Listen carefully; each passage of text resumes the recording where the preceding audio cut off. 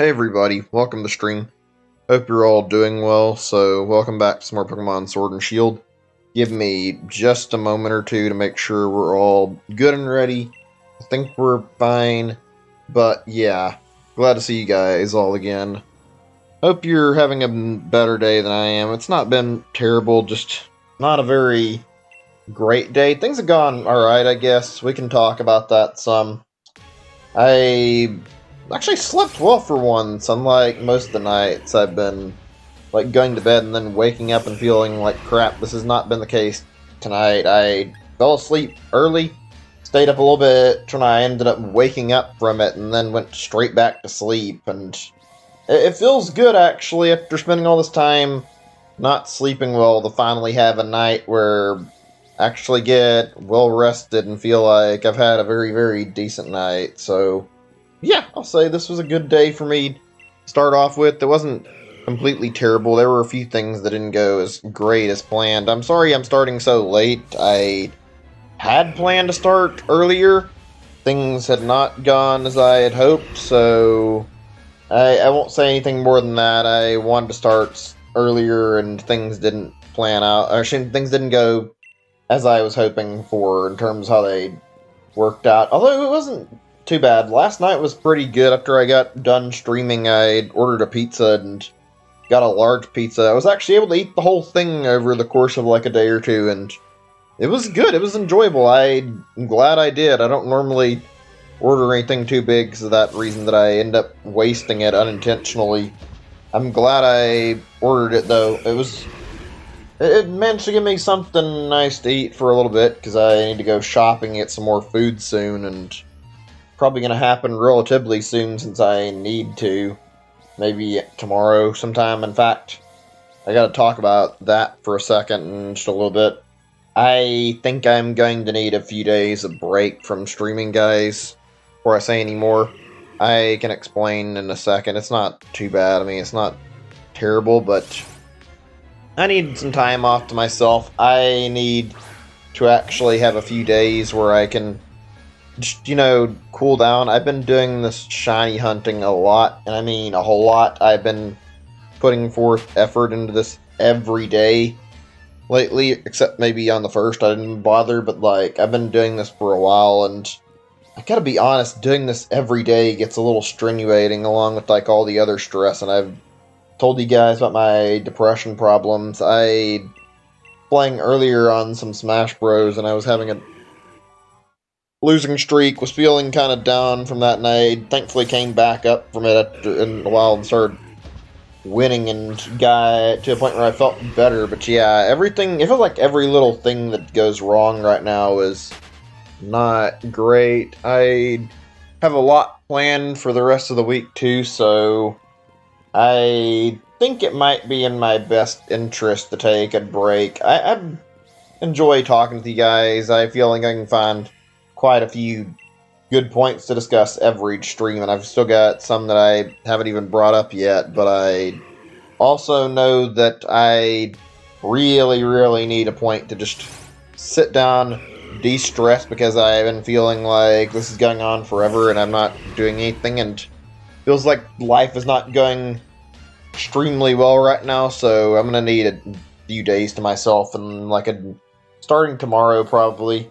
I think I'm going to take a break on the 4th, yeah, which is where I'm going to get my new phone. Obviously, I'm going to go spend that time I told you guys about. I think maybe I haven't. I have a new phone that I'm supposed to be picking up. That's all I can really say. I've got a Pixel 5 I'm getting because I need to replace my phone really badly, and I've got therapy on the 6th, and I don't want to interrupt that and worry about like streaming while I'm just have a therapy appointment, so I'm not going to think about it then either, and I figured might as well just take 4th, 5th, and 6th thought to myself, and that'll be a little bit of time to relax.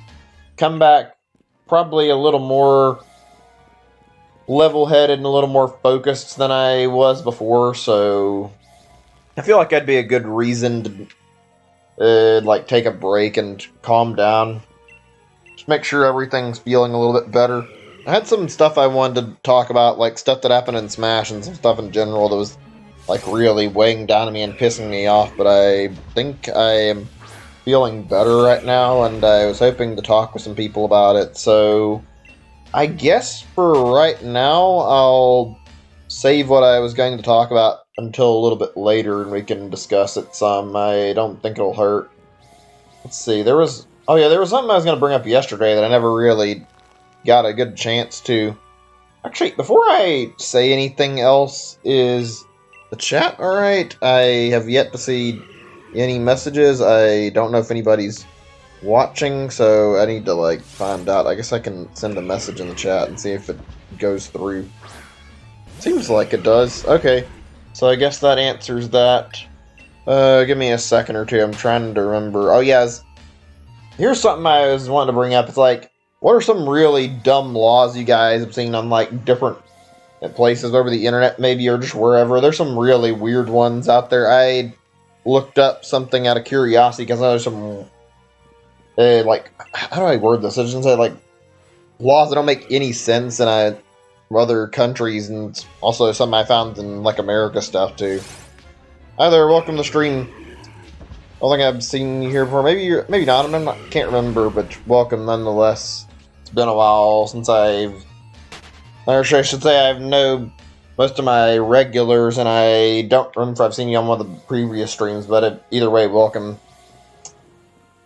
Not missing out on a whole lot. Just been doing shiny hunting. Very, very long shiny hunt. Not had any results. I'll admit I'm getting a little bit sick of it.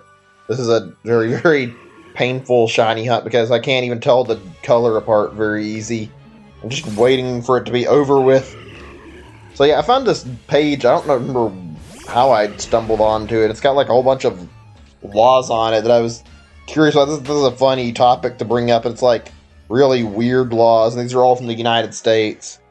Let's see, give me a second. I can start reading some of these because these are interesting. I might skim through it. I might not. It's like, I think it's one for every state on here. Just dumb stuff.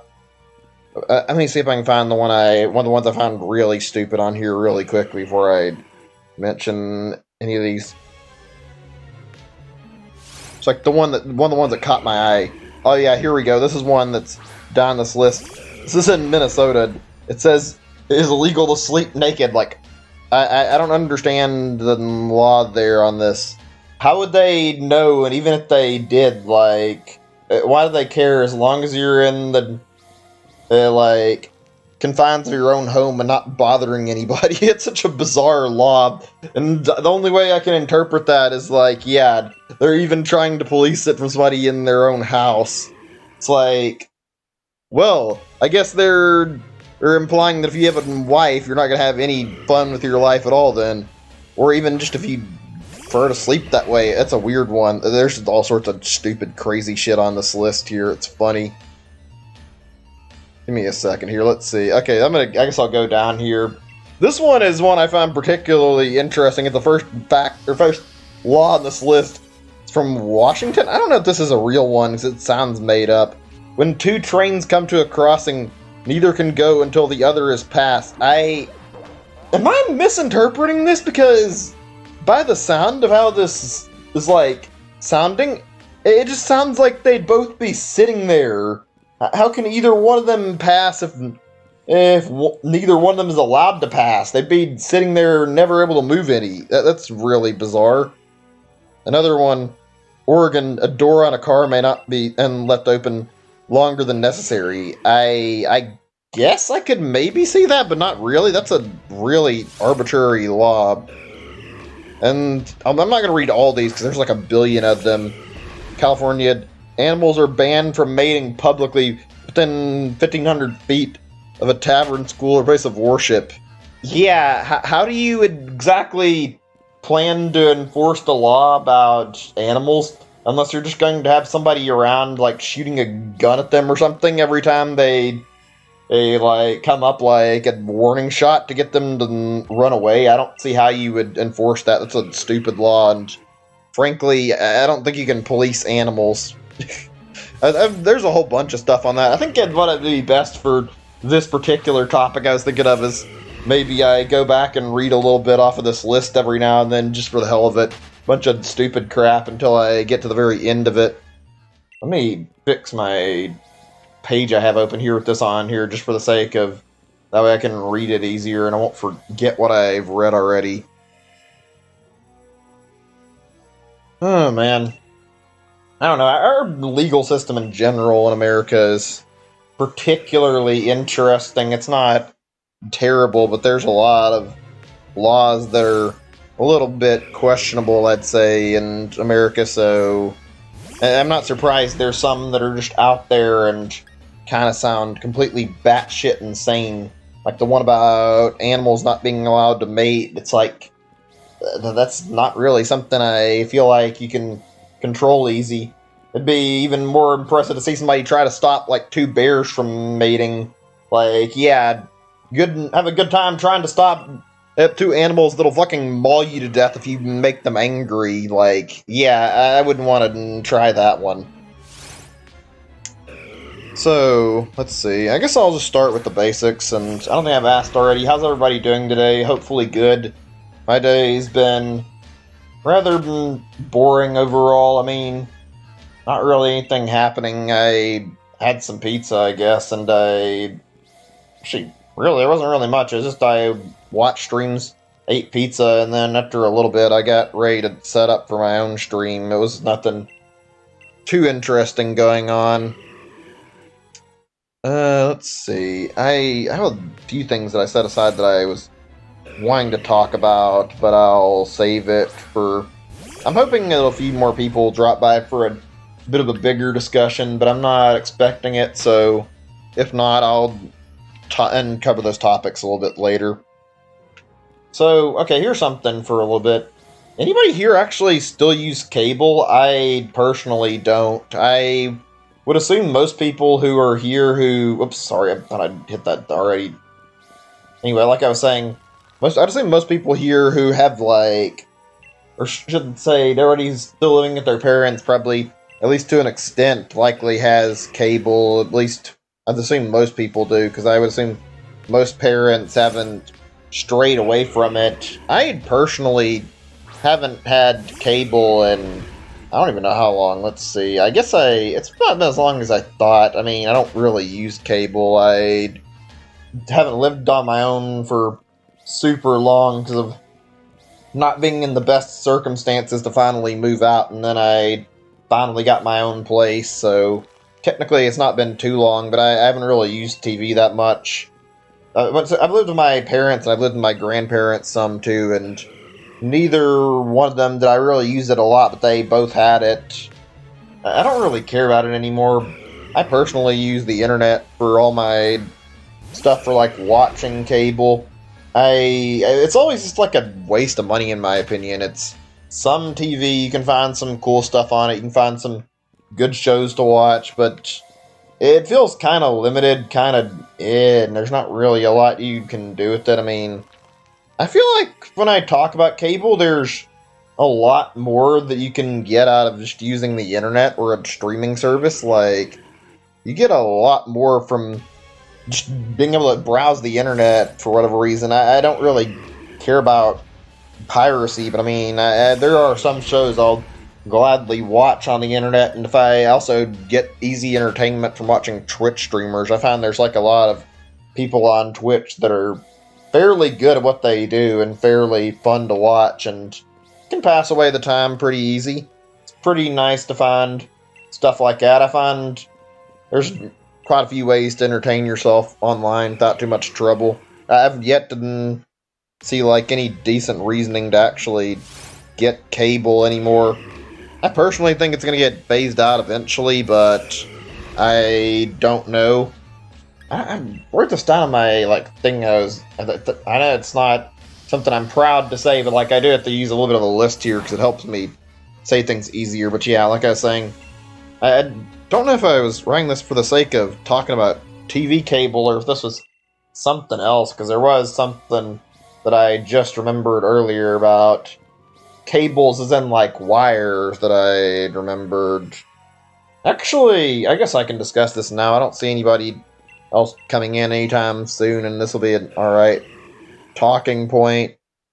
I don't know about anybody else in the chat room.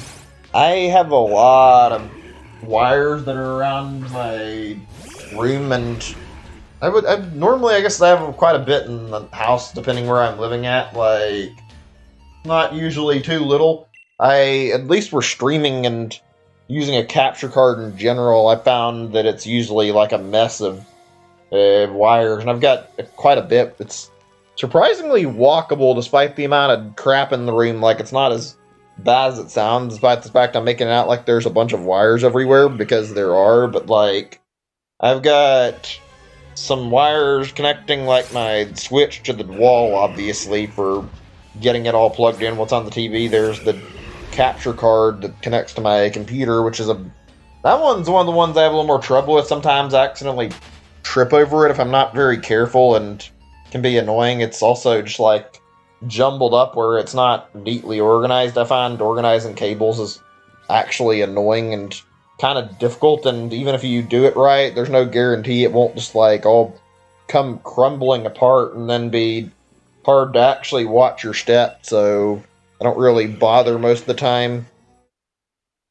Let's see. Oh yeah, like I was saying, I also got I had to have an extension cable because my my little plug-ups, don't really reach the wall like they're supposed to, so pretty much had to do that. Thankfully, it's not a big deal. It's only like kind of close to my closet, and it's pretty easy to walk over. And then I also have my modem in the room with me for easy access, and I can check things out if I need to like test things on it. I'm honestly considering moving it though, because I don't know if I interacted with it that much and made it worth actually keeping in the room with me. I don't know if it's really that good to. It works out okay, I guess, but every time I have to clean, it's like a pain to move it around. And then I think, I don't know if I've said this already, I have a charger for my computer and my phone, like, right near the edge of the room, and surprisingly, one half my room doesn't have any cables whatsoever, and it's pretty easy to get around that side. I don't find I'm going throughout the entire room super often, so it's not really too bad. It is a little messy. I don't know if anybody else here has any, like, problems with this, though, or they also have a lot of cables in their room. I find that I end up having more than I'd like, usually, and it can be a bit of a nuisance at some points, trying to get around all of it. Not a fun thing to deal with, honestly. Not a big deal, though. Just slight problem. I mean, one thing I've got to say, like, about, like, games, or I guess electronics in general, like, I'm very happy that over time we've kind of moved towards more wireless shit. I mean, it's been easier to do certain things because of that. I feel like when we got controllers to finally start being wireless, it kind of helped a whole lot, just not having to have the controller plugged in from a certain distance to use it. I actually like the idea of being able to have my controller by my side wherever I'm at and being able to relax a little bit more. There was something annoying feeling about being tethered to a console, but it wasn't too bad. I still handled it pretty well when I was young. Didn't really care about it too much, though. It's surprising how much we wasted part of our time just being stuck right near the TV holding the controller on our hand, because didn't have any other option. Had to be close. God, there's so many technological advances in really both gaming and in general, like, that made life so much easier. Speaking of wireless stuff, I don't know how long it's been a thing, but I recall hearing recently about, like, more phones adapting to, like, have wireless charging.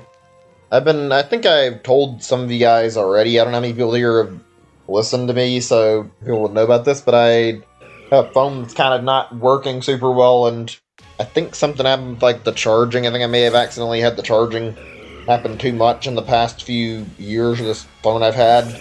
Or maybe it was charged too little, because I didn't always have it like, on. It'd die at certain points, and I couldn't get it recharged easily, and it was a bit of a pain to work with it. I'm not sure what happened, but I've heard that they're apparently getting, like, wireless charging on a lot of phones, and I'm kind of excited about that. I'm not going to lie. I don't know how long that's been a thing. It might have been around a lot longer than I'm aware of, but the idea of being able to sit down and charge my stuff wirelessly and not have to actually think about charging it at all, that sounds like a huge relief, honestly. Just a general thing that's very, very convenient, especially for somebody like me who's had problems with my current phone. I'm looking forward to getting a new phone and not having that problem anymore. I wouldn't be surprised that's a possibility on my current phone, but I haven't seen an option for it, actually. Not when I looked, anyway. I wonder, like, when they eventually get to the Switch 2, or if they decide to go the route of a new console, which I kind of don't want that. I'd rather see them continue this. I wonder if they're going to, what they're going to pursue, excuse me, like on technological and stuff, like, if they're going to go for wireless charging, going to focus on, like, convenience features, or they're going to focus on making it more powerful. I'm assuming it might be, like, yeah, they might actually just upgrade every now and then with, like, certain small bits of technological advances and not it, like, jumping straight towards or the power upgrade. I don't know how well portable technology is upgrading, actually. I hear part of the reason the Switch is not very strong is because of the fact there weren't, like, a lot of parts they could pick that would be really good for an upgrade, so they just went with whatever they could find, and that doesn't actually sound like something that's too surprising. Actually, there is one particular thing that stood out to me, like, is particularly odd regarding the Switch, though. I remember before the Switch launched, there was, like, a new Tegra chip, like the same type that the Switch runs on, and it was, I think it was, like, shortly before the Switch came out, maybe more, and, like, they didn't use it. It was like a Tegra X2 or whatever, and the one that's on the Switch is like something like Tegra X1, I think, and I don't think they would have had too much trouble probably replacing like their graphics card or whatever with that. I wonder why they didn't opt and give it a power boost when they had the chance to. Hopefully when they put another one out, it'll be good. It's like the only downside I can see with another Switch that'd be an actual issue maybe is that, yeah, I don't know if it'll be capable of being stronger than what we've got right now. Whereas PCs and current gen consoles, there's only a room to go up and up and up. I've talked about it before. I don't know if current gen consoles are going to be that interesting if things keep going the way they are, like, every generation. I find the idea of, like, continually trying to upgrade the graphics to be a waste of time. I can explain that in just a second why I feel that way. It's not super hard to understand, though. Hold on a second, I'm checking on a slight thing on Discord, that's all. Wanted to just check on a message I saw. Okay, everything's under control, just making sure. But yeah, I've noticed, and I think a lot of people agree with me on this one, I've noticed that, like, it seems like with each generation of consoles that it feels like we're getting diminishing returns on, like, all these different consoles that are coming out, like the newer ones. It doesn't feel like we're getting a huge jump in graphics every time anymore, and it feels like it's just barely jumping up any. Like, I'm not sure about PS1 to PS2. I don't know how far of a graphics leap that was. I didn't pay, like, a lot of attention to that stuff. I think it might have been somewhat significant. PS2 to PS3 was pretty significant too, and we can talk about Nintendo consoles in a little bit, because we can talk about, like, any of the consoles, really, I don't mind. But, like, from PS3 to PS4, there's kind of not the greatest gap in the world of, like, power. It didn't seem like it was, like, super noticeable, it wasn't terrible. And then when you see PS4 to PS5, or the new Xbox, like, transitioning, I feel like the graphics difference is actually unnoticeable to the point where it's like, I don't really quite see it. There might be a few graphical improvements, but I don't feel like the whole hype up of, like, oh yeah, we got even better graphics and even better technology. It's like, I don't think there's really any huge improvement. Maybe I'm blind. I don't see anything that really seems like it's a major improvement. It just seems like it's kind of, in my opinion, stuff that's not really going to matter in the long run. I remember, like, listening to somebody talking about this for a little bit, and, like, there was a thing they were talking about, like, regarding, like, current gen consoles, and somebody suggested that maybe like instead of consoles focusing on purely upgrading their graphics and stuff and trying to make games look better, that maybe some of these newer consoles weren't going to be targeting specifically graphics. I don't know what to make of it, because even though I like to play games, I'm not perfect in like keeping up with like everything regarding tech issues and this kind of stuff, like regarding like say capture card, CPU, or not capture card. I know about a little bit about capture cards, like video cards, CPU, that kind of thing. I think they were basically saying like they think that like we're gonna see more improvements towards like loading times, stuff like that. Maybe just like general quality of life things on consoles. Like I know devs are supposed to be putting SSDs into consoles now to make sure games load quicker and process quicker so that they can get things to happen. I wouldn't be surprised to see consoles go that route and try to mitigate more issues like that now. I mean, I don't think there's really much room to go up in terms of graphics processing anymore, and frankly, having things load more and load quicker would be better. Actually, while we're on the topic of like games and game development, or talking about like these kind of things, let's see, what was I gonna say? I gotta remember this. There was something important too regarding this. Fuck, I can't remember. It was related to the SSD thing, I think. Oh wait, yeah, I remember. It was about memory and storage. I almost forgot. I was gonna say, like, I hope that we see more people who start optimizing games again. I feel like for a while, in terms of game development, there were like a lot of devs who were very good about optimizing their games and making sure their games were cleaned up where they could be put away with like not too many storage problems. Everything could be put on the console relatively easily, and you wouldn't have to worry about a lot of space being taken up. Nowadays, devs just do not do that anymore. I think the right word I was thinking of was compression, but yeah, like, we need to see that happening more in the future. I find that with, like, hard drives or whatever, like more space being available, and SSDs, hard drives, and other, I guess, hardware maybe, yeah, like, if there being more space, then more devs are just, like, going and leaving their games completely uncompressed and dropping them on Steam or consoles or like wherever without bothering to put any compression whatsoever and make the games like lighter on space whatsoever. There's like no attempt done at all. I've only seen, when I look at consoles, I only see like, excuse me, I got interrupted there. I've only seen Nintendo like really encouraging devs to put like any compression into their games. And that's namely because of the fact that, well, Switch doesn't have a lot of storage space by default, and even with, like, the options for micro SD cards, there's not really a lot out there right now, so it makes sense to have devs kind of hold back and try to actually compress their stuff instead of releasing it full size. I've seen games that are, like, 100, 200, even 500 gigabytes at some points on, like, Steam, although I don't know if I've seen too many games that have like an upwards to near 500, but I've definitely heard of games that have 100 gigabyte storage. That's kind of bad, honestly. Not something I feel like should actually be happening, but whatever. Not really a big deal. Just a small complaint, honestly. Ugh.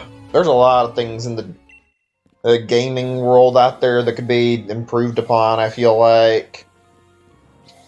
I don't know if there's anything else I want to talk about, like, tech-wise, though, that caught my attention. Just these few things that I've already brought up that were very much on my mind regarding game tech and whatnot.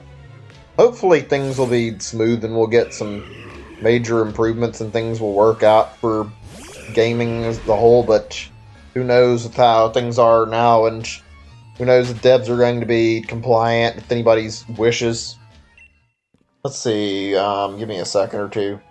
I guess I got something I can talk about, actually, that I had not even remembered to bring up until now. It was regarding a YouTuber I watch. Anybody watch, like, any good YouTubers, or, like, I guess the term would be for reviewed channels or whatever? I watch some decent stuff, mainly for kind of game reviews. I've watched just a few, and I've been watching more videos lately. Mostly some game review stuff. I think I was watching Ross Scott, actually. He's one of my favorites, and he's also somebody that I watched for quite some time. He doesn't go by that as his username, but I mean, it's his real name, and he doesn't hide it or anything. I think his account name is like Accursed Farms. Guy makes some really, really good videos, and he's behind some pretty famous, like, machinima series. I don't think I've heard many people use that word in a long time. I know that was a really popular term back in the day, because that was like a word for, like, I don't know what they call them, like game-based movies or whatever, things people made in games, like little animations or films or whatever you could call them, and he did some stuff like that, kinda.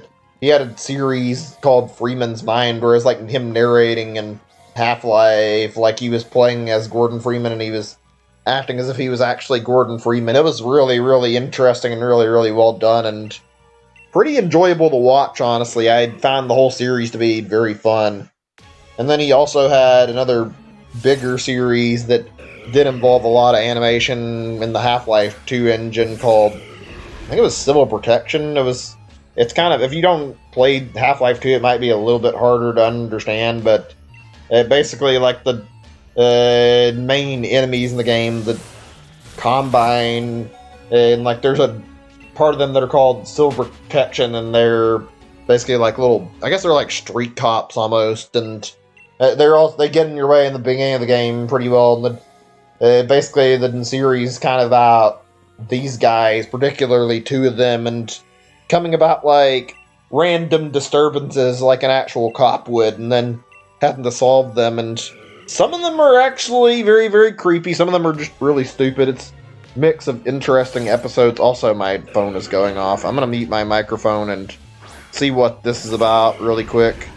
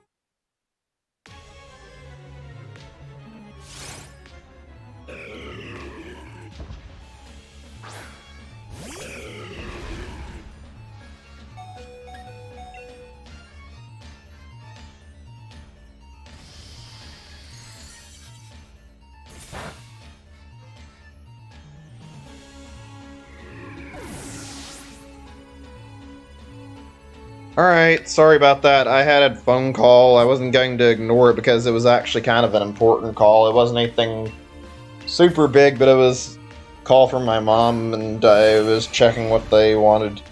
It was about a few things. It was nothing too serious, though. Just something for my older brother that like a Christmas present that I didn't got because we didn't get to go down and visit them, and every year we normally do. I'm a little bit sad about how that turned out. I mean, partially that, but also, like, in general, I didn't get to get, like, anybody any Christmas gifts this year. Not because I didn't want to, but because my phone's been all sorts of screwed up. I haven't had the money to, and I had to, like, preface when I was talking about it that I couldn't afford to get anything because I didn't have the money saved up for it, so I just couldn't buy any presents. I felt really bad, though. Anyway, where was I? I got sidetracked. I've been talking about a few things, and I don't really remember quite what I last left off on. I was talking about, I think, Ross Scott and the Curse of the Farms and whatnot. That was a pretty decent subject, I think. Let's see. I'm just going to check where we're at, actually. Check one more thing or two really quickly. I wish there were more people who would drop by the streams. That doesn't bother me too much, but I'd like to be able to talk with more people and enjoy the stream, have a little bit more fun with it, and feels like I can't really count on that. Whatever, though, not a big deal. Anyway, where was I? Oh yeah, we're talking about the Civil Protection thing, I think. I mentioned that. That was a good animated series I saw back in the day. I recommend checking that out. That wasn't what I was going to talk about earlier before I got that phone call, though. I was going to mention that the guy does, like, some retro reviews and some other videos besides what I mentioned, and I was watching, like, one of his reviews that he is doing. He did as a series called Ross's Game Dungeon that's really, really good on, like, mostly older games, some newer games, really. It's about games in general, I guess, and he plays whatever he feels like and talks about games on it, and he's played some very, very fun stuff on it, and I found some really neat-looking games watching it. I never tried playing any of them, I don't think, but he makes fascinating videos on games. I haven't really enjoyed some of his last ones. I didn't really watch them, and I didn't really find them, like when I did, I didn't find them super entertaining, but I watched his recent one on a game called Sin, and it's really, really good. Game that came out around the same time as Half-Life, and I've got to say, I found it to be fairly good, fairly exciting to watch, fairly fun. It was talking about, like, game development back in the day and, like, some of the practices this game had. Some interesting stuff, like, you could do certain things in the environment that would, like, impact later levels and see, like, effects on them. It was also, like, stuff like body armor that actually worked, which even though it wasn't a big deal now, or not a big deal now, it was a big deal then, like, it actually, like, shoot a certain area and it wouldn't work if you shot them in, like, the body. If you shot where their head was, where it wasn't covered, you'd actually kill them without a problem. Also, the game had, like, a lot of crude humor that was aimed at, like, teenagers, a lot of stupid stuff, but very, very interesting video talking about, like, all these different things, talking about the draw distance, talking about, like, all the graphical problems with it, and how this routing is very, very stupid. It was also very, very neat. Like, there was one part where I remember he talked about, at length for a little bit, about how, like, the game, very, very long section, you're expected to do several things. You were expected to, like, turn a valve and go. Well, it wasn't a valve. You're supposed to turn, like, a whole bunch of valves and do all these steps and take care of all this stuff to, like, creep containment in, like, a sewer center or whatever, and sounded really, really painful. And this game had, like, a few sections like this. Shit, why did I do that? I wasn't thinking. I hit that without even realizing. She had also some stuff about, like, what was it? Like, stuff where you had to disable a security system at one point. All sorts of dumb stuff, and some interesting things about the game, too, like the lore. Like, there's a character that you see in the game, it's based off of John Carmack, and he's really goofy. It's actually kind of dumb for whatever reason. I think it's a parody of him. I don't really get why they did it, but I mean, whatever. Also, I don't know why I'm still not remembering, but I feel the need to double check where my particular point is in the decks. I think we still have no shiny, obviously. Otherwise, I think we would have gotten something and seen this build already, yeah. Actually, there was something I wanted to bring up, and I don't know if there's anything else I want to say for sake of older games. There's a little bit, actually. I'm going to wait a little bit on this before I talk anymore. I want to talk about it. We can come back to it in a bit, but, like, I remember, like, sitting here watching, what was it? Oh, yeah, I was watching a video by Blaine's. For anybody who doesn't know, I think the guy actually makes, like, hacking videos on Pokemon or stuff about, like, certain shiny hunting stuff. I don't really care about his stuff too much, because I don't really care about seeing the hacking stuff. I don't want to deal with that or do any of that, and so I don't really care about his videos usually, but he posted something interesting, and there's actually a new shiny hunting method that's been found, as far as I can tell, and no, it doesn't involve anything with, like, hacks. I know some of his stuff does, and this is a normal one that was just found recently. I might actually be able to show it to an extent, not really do it, but I might be able to look in my thing and show you guys, kinda. Basically, there's a feature for the Pokédex where it spawns, like, more of a certain Pokemon. You can see right here, there's Absol and recommendations, and supposedly you can use this to get more of, like, the current recommendation and spawn it and try to shiny hunt it easier, because it'll boost the spawn rate by quite a bit. I never knew about this until just recently. It's really, really interesting, and apparently you can do it through, like, den resetting or change the day, like, through the den thing and move it up. There's another way to change, like, the dex recommendation that I can't remember, but apparently using this will, like, actually spawn the amount of, so spawn an extra amount of the Pokemon you're looking for, so you can use this to get, like, a boost on the normal spawn rate and on, like, the KO rate to get, like, a bit of an extra chance at finding a shiny. Very, very interesting, and I had only found out about it, like, somewhat recently, and I'm glad I heard about it. It makes the idea of doing, like, another wild hunt sound actually bearable. Whether or not I would actually want to do it, and whether or not I would do it, though, are two completely separated things, and I don't think I care about sitting down and doing another wild hunt anytime too soon.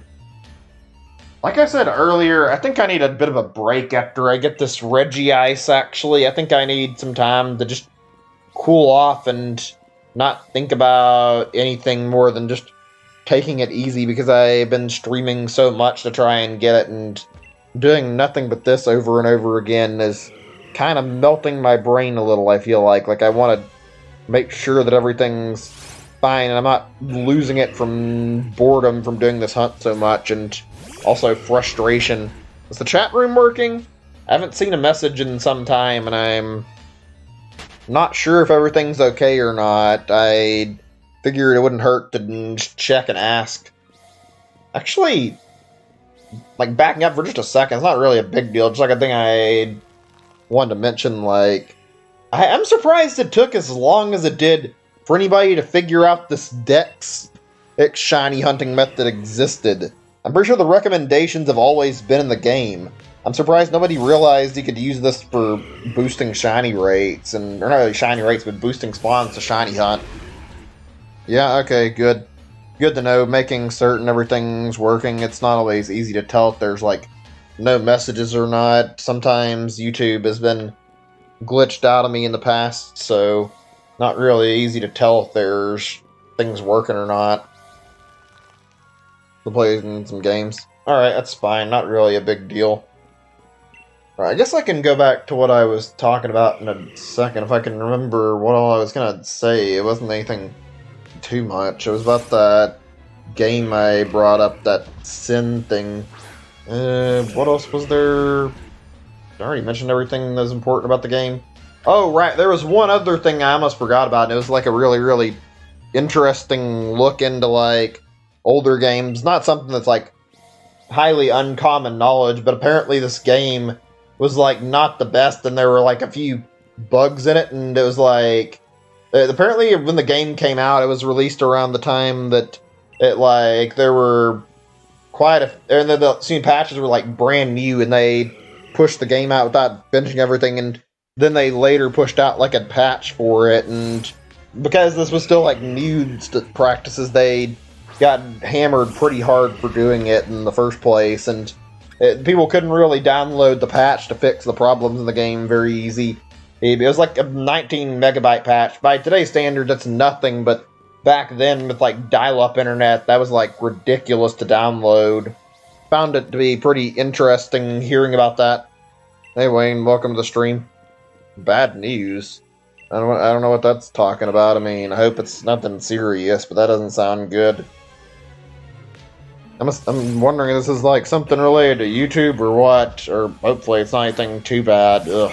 This year or two, last year, yeah, it's been really rough, and 2021 hasn't been up to too bad of a start, but it's not been the best start of a year either. I mean, the whole virus situation has certainly made everything feel very, very crappy. Oh man, it's crazy to, like I was talking about the thing with that game I just talked about, that Sin thing, like, it's crazy to think how much game development has changed over the years. There's been a lot of changes, to say the least, from like games going from ridiculously hard for no reason to much easier and much better, mostly like more cinematic than necessarily being focused on being easy. Like the games are more flashy now. There's also a lot more laziness, I feel like, because game devs now know they can get away with putting out a patch later, and they don't have to put everything working like as soon as they release the game. I could mention a certain game and probably a few others, but I'm not going to, like how... Well, I guess you already know what I'm talking about. There's no point in calling it out by a name, a game that released recently, so no point in mentioning it. It would, like, yeah, there's been quite a few points where this has been like a major thing. I'm glad there's at least some companies that are trying, but like, it is embarrassing how there's a lot of companies who just release a game immediately, don't bother bug fixing, and then they leave their game in shambles and just wait for the player base to tell them what the problems are later and fix it. You know, back in the day, game devs were expected to actually have their games working and release them in, like, on day one. Otherwise, they would get a lot of crap, and yeah, that's not something I'm exactly fond of, being a practice now, but it's not really a big deal. That's only one thing. Also, like, just seeing the climate of, like, game development has gotten interesting, seeing how much different it is nowadays. There's a lot of tools to make it easier. I don't know if there's anything else I can really think of to mention about that particular subject right away, so I might drop this one. See what's going on. I'm gonna check in the chat what I missed out on real quick. And this is right after I get these lights going again. I wish I could do this a little easier, but if I look away, I don't really get the pattern right. I guess I don't have good enough coordination to keep my focus off the screen and get everything set up, so I have to look just to get this done. Let's see. Wait, what? Syria? Okay, Syria's saying internet's going down for about a week. Cable lines. 4 days been getting... There's one thing I download. That's rough. I can imagine that's not something that's very easy to deal with. I know what it's like doing, like, really slow speeds. I've been surprisingly doing, like, not that bad on how my internet's been operating the past, like, week or two. It's not been perfect, but... Oh, excuse me. It's been better. I was having quite a few issues in December where something was up. I remember hearing online that apparently cables got, like, frozen or whatever. Not even necessarily frozen, but, like, apparently the cold can mess with, like, cables and their strength with, like, internet speed, so I'm wondering if maybe that was messing with my internet. Sucks that your internet's going down, though. That's something that's never fun to deal with, and not even not having internet for a day alone is usually very, very annoying, especially when something we're used to being able to have at our fingertips. I don't know. I don't know if I could personally live without internet. I'd use my internet every day, and like just having that little bit of entertainment or whatever at my fingertips helps to make every day go by a little bit simpler.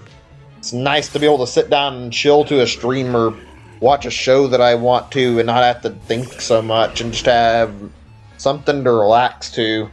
It'd be worse not having it, but I've had points where I haven't been able to do anything. It's not too bad when it's like that, but it's not great either. It's just more boring. I've had days where I've been really lazy too. I don't want to do anything and I don't end up getting out of bed.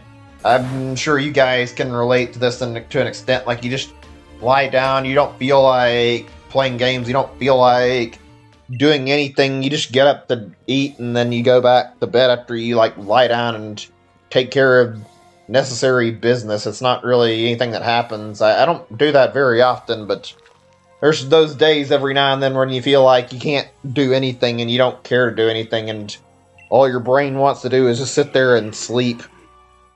It's usually not like that when I find I don't have internet, though. Usually it's just like feeling miserable because I'm bored out of my mind and I want to play a game online or something. I think most of my games I play, most of my games I've played now I think are online compatible, and I need to probably pick up something that's single player again for messing around with, but I haven't had anything that I've been interested in that's single player recently. I mean, there's a few things, like I've been wanting to get Age of Calamity, but I've been not sure I've had the money for it, and this month is potentially looking like it might not be an exception. I had to throw a lot of my money that I've been putting in savings down just for the sake of trying to spend on this phone, so yeah, ugh. I'm curious about something here. Not really a big deal. I may have asked this already, but I don't think so. You guys typically save up and buy your own video game consoles, or do you not really bother with that? I know when it's like pre-ordering, it's not too bad. You can drop a little bit of money at a time and just drop like as much as you need to on your pre-order and keep paying little by little until the console's ready to release, and that's a good way to get some money together for a console. Being an adult, obviously you can like afford to sometimes take out like a whole bunch of money that you're making and spend it at once. That's not necessarily always the best idea. I think most of my consoles I bought that I've saved up for over time. Happened at the Wii, happened at the Wii U, and I think I saved up part of it on 3DS. I didn't have everything ready right away. I had a little bit of help on that one, but outside of that, I've spent pretty much all my own money on all my consoles. It feels nice to be able to pay for it yourself, though. Then you can't have anybody argue with who owns it. It's like, no, I paid for this console, it's mine. I get to say what happens to it, and that's final. I don't care. It's like, if I pay for it, I'm damn sure not going to let anybody else tell me how I can use it. Ugh, fudge. Give me a second or two. I'm just thinking right now. Let's read up on that page I opened up a little bit more and see about any other of that stuff I mentioned. These dumb laws that I saw that are like some states have. I just figured that'd be a fun thing to go back to for a little bit. Let's see. Yeah, okay, here's one that is really dumb. Another one. There's a few here. We'll read a few. Idaho is illegal for a man to give his sweetheart a box of candy weighing less than 50 pounds. Okay, that's a very, very weird law. It's like, really? If you pay for, like, candy and you don't get it to be at least $50, they can arrest you for that? I mean, I would assume that's not something that's actually enforced, but, like, that's a little extreme, don't you think? Montana, it is illegal to have a sheep in the cab of your truck without a chaperone. What does that even mean? Like, I'm reading this on here. This is apparently, I'm going to give, like, the name of the site just out of curiosity, and, like, I don't know, this is, like, a real list of laws. It might actually be BS, but I don't know. I wouldn't assume so. I don't know. It sounds like some of these might be made up, but it's spelled Freiwald. It sounds like Freewald, maybe? I'm not sure about that, but, like, it's Freewald Law, something like that, and this is just, yeah, I'm looking at something called that, freewald.com, freewaldlaw.com, using, and there's these laws on here. I don't know if these are all real or not, though. All the weird shit here. Wyoming, it's illegal to wear a hat that obstructs people's view in a theater or place of amusement. What? That's such a bizarre one. I'm gonna read two more and then we'll jump off this list again. I just think these are fun to read. Make something stupid and a little pointless that everybody can get a laugh out of for like a little bit, so it's a decent point to go to. Kansas State Gaming Board prohibits the use of mules to hunt ducks. I've never heard of anybody using mules for hunting anything, actually, so that sounds like a very, very interesting law to put in place. Alabama is illegal to wear a fake mustache to cause laughter in church. I just what is, who's doing these things in the first place? Okay, that's enough of that. Found that to be a fun topic. Hey Wayne, actually I wasn't sure if you were still here. It's good, I'm glad you're still able to hang out. How's the stream going for you guys? You guys enjoying it? Been talking quite a bit. There's been a lot of things been on my mind today. Actually, I have another thing that I was meaning to bring up that I thought you guys might want to talk about that I had, like, I was going to mention earlier and I just now remembered. It was about, like, game consoles. I don't know about you guys, but I feel like I have issues with every game console I buy, like, something goes wrong at some point or another. Not really big deal. Like, you hear about all sorts of things. You guys deal with these kind of things, like, very often, like, say, Red Ring of Death on the Xbox, or the common and, like, disc read error that was on the Wii, or even Joy-Con drift on the Switch, those kind of things. There's a lot of really, really stupid, like, defects that happen, and a lot of them that I've experienced that are really, really annoying. Experienced them a lot. I can talk about that in a second. I want to see what I'm missing in the chat really quick. Read an article like last week. Use of crane games. Kids are gambling away like microtransactions. Honestly, good. Maybe they can replace it with something that's not fucking rigged. Crane games are literally the fucking worst thing ever and annoying as fuck. They're mostly all rigged and lose and not do anything. And I recall reading about how they're scams because they only like add extra power on like the 10th consecutive like grab or whatever, which is a really, really shitty way to like operate them. It's like, yeah, okay, it's literally meant to be wasting coins. Sounds like it's intentionally trying to steal all your money away. Ugh, those things are fucking legit awful. Hate crane games. Had your Wii since Enso 7, it still works flawlessly. I've gotten multiple that have all had issues, and it's been like stuff like disc read, or one jammed in it. I'd replaced them because I ended up not wanting to bother with getting it sent in. I don't know why. I wasn't the best about that when I was younger. Although, in hindsight, it would have probably been cheaper. Except for the last one, I remember it broke and I couldn't replace it without it being cheaper, because like the only available option was to buy one for like $50, send it in for $50. I was like, fuck it, if I have to do that, I might as well just buy another Wii instead of bothering to send it in and wait on it to be repaired. Never? You must be really lucky then. I've had unfortunate issues like this. I don't know why this happened. I remember when this, like the last year or two of me using my Wii, I remember my gamepad had like issues with my fucking joystick drifting like right then. It was like a dead zone issue. I had to replace the joystick and had to go through and like take out some stuff to make it work, and unfortunately the volume slider got a little messed up in the process. I did reopen it and fix it again where the volume slider worked, and after that thankfully it was good. But that was a nuisance, having the fucking an issue with my left stick on that, where there was drifting on my Wii gamepad only once out of like 4 years though, so not too bad. Let's see. There's been something like almost every console. I mentioned the Wii, and there were a lot of issues like that. And on GameCube, I can remember only like two, maybe it was three, but I remember I've had issues where one had the lid break and it wouldn't close correctly for some reason. I don't know what exactly happened where the lid got stuck like that. It was just not going to be usable after that. And there was another point where we had a GameCube that overheated, and after it was overheated, well, that GameCube was completely worthless. There wasn't anything we could do to fix it. It was just dead. Remember we tried to fix it ourselves and nothing really worked out, though.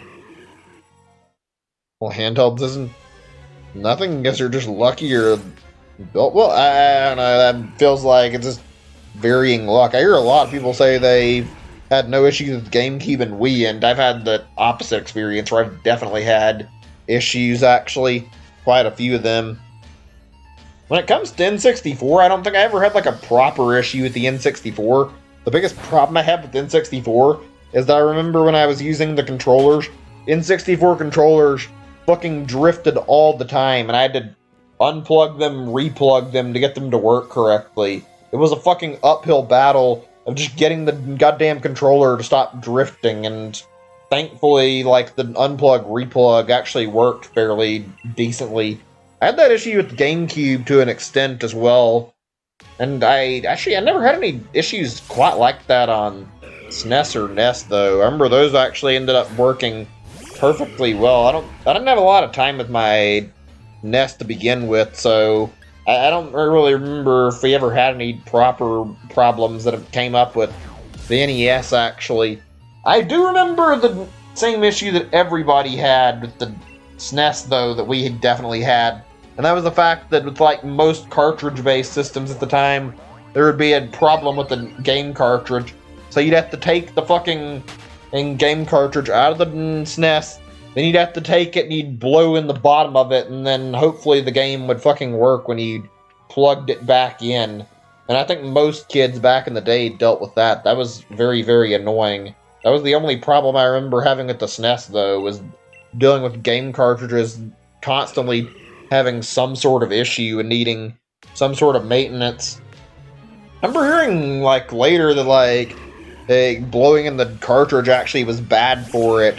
And yet, for some reason, despite what people say about that, even if it is true, it worked like 90% of the time when you needed to fix something, like blowing in it would actually cause the cartridge to work again. I don't know why, but it did. Let's see, actually, I guess that brings me to another big issue. I've never really owned much more than Nintendo systems that I can say anything about it, thankfully, so I don't have any complaints about the others, but the Switch, I've had quite a few issues. It's actually kind of embarrassing how the Switch is, like, so successful, and yet there's a plethora of hardware problems. It's like, the biggest thing I can name is easily Joy-Con drift being an issue. Everybody experiences in it. Genuinely sucks. I've also had issues like my L button getting, like, stiff and not working correctly, and had to send an L button on a Joy-Con in to get repaired, and the Pro Controller also has drift problems sometimes, so there's some build issues with the Switch, honestly. Like, some of the controllers are kind of crap, honestly, and I'd say the Joy-Cons definitely have serious control issues that need to be fixed, and it's actually embarrassing they haven't fixed them already. Like, they need to get their shit controlled and fixed, frankly. It's kind of bad how there's so many build problems on Switch, in my opinion. But I don't see them fixing it anytime soon. You did have a problem with your PS2? That sounds like that must have been not a lot of fun to deal with. I've had a lot of issues that I've had to deal with consoles, more so than I would like to admit. Like, there's a lot of them. My most recent issue that I've had to deal with on Switch, honestly, is just, like, issues the Joy-Con actually, like... I've had problems, like... The last pair I owned were pretty bad because I accidentally dropped my... So what's the thing? I dropped my console by accident at one point, and the fucking... And, like, the yellow Joy-Cons I had ended up, like, messing up pretty badly, and they had drift at a later point, but they were, like, disconnecting constantly. I'm not interested in trading for a shiny. I don't want free shinies, so no. I'm working the shiny hunt for a reason. I want to get this on my own. I want to have my own OT and everything. I want to be able to claim my own shiny. It's not a proper shiny. Somebody just hands me something. Anyway, like I was saying, yeah, it was annoying, and I'm having that issue again with my current Joy-Cons, actually, where there's disconnection issues. I don't recall having any serious problems, but I do remember, like, I think I I remember one point where I accidentally stumbled over my wires in my room where my like capture card was, and because it's hooked up to my Switch, it caused it to like fall over out of its dock and like fall on the floor, and it might have had some impact on my Joy-Cons. I don't know, I hope not, but that's all I can think of for what might be causing issues with my Joy-Cons right now. They're disconnecting constantly. I was able to reconnect, or not reconnect, I was able to like, restart my Switch while I was playing Smash earlier, like, and get them to stop, but I think I might have a serious problem with them. I don't know why my fucking Joy-Cons are disconnecting like this, and it's been a nuisance. It's been a serious problem. It's bothering me more than just having drift, actually, because it's like, play a game, suddenly get stuck, not able to play properly, because your Joy-Cons disconnect, and then your movement's halted. Like, I have to go into, like, a menu and, like, fix it when you're in the middle of playing Smash, and it's pretty bad how it just fucking suddenly happens like that. It bothers me every time. Not a fun thing to put up with. Check on the chat in a second and see what's I've been missing out on message-wise. Give me a second or two to get back to where I was going and get the next encounter started. It's weird. It feels like my pace slowed down a little more than I was anticipating, unless I'm not paying close attention, because I swear I should have been higher than 2390. Whatever, though. So 0 for 0 game consoles breaking. You're very, very lucky for the sake of dealing with like game consoles never having issues. So yeah, I've had quite a few myself. No extremely good luck on most of my home consoles. I'm not here to do trades. That includes you. I don't have any interest in trading. Nobody here's here to trade. So take it elsewhere, please. I'm not going to say that more than one time. I don't know why people can't. I don't know. Did I have that in the description anymore? Did I take that out? Let me see. Actually, I'm curious if I left that there. No, I don't guess I have it in there. I thought I did. I guess I'll have to update that at some point. Whatever. I'll deal with it at another point. Today is not the time for me to sit here and focus on this. Let me see. Hold on a second. I can see what you're mentioning. Like I said, I wanted to read about your PS2 story and whatever happened at that. It is annoying talking about those kind of stories just a little bit because it brings back bad memories. Never fun having a console break down on you or have any type of issue, and you're very lucky that you've never had that many issues with your consoles then, because I think most people have experienced something that's kind of lame with their consoles before, especially if you buy at launch. Your cushion hit it. Is that a cousin? I don't know. Your cousin. Yeah, makes sense. The hammer and orange juice on it. That's weird. What the fuck? They hit your PS2 with the hammer? That's weird. I said no. No means no. I'm not going to change my mind. The more somebody tells me to trade them, the less I want to, and I don't want to in the first place. And when I have to say it, you're only pushing your luck. Don't start to piss me off over this. I tell you I don't want it, I don't want it. That's all there is to it. I'm not going to argue with somebody over this. I'm not really interested in trading, and I don't know about how...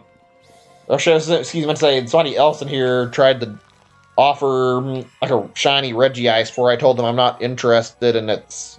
I don't like when people do that, especially in these games. Like, I'm shiny hunting. I would rather not have somebody try to tell me that they want to give me the Pokemon that I'm trying to hunt. It's like, not only does that feel insulting, it's like, if I was here shiny hunting this Pokemon, then do you really think I'd want to trade for it? Why wouldn't I go for a trade for the Pokemon in the first place if I want that shiny? There's no reason to assume that I am going to want to trade for the shiny Pokemon. I like doing this myself.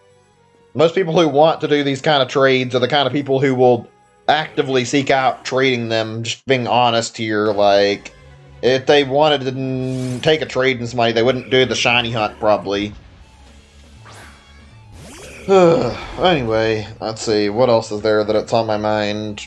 I've got a lot of things that I was thinking of earlier, just... Ugh.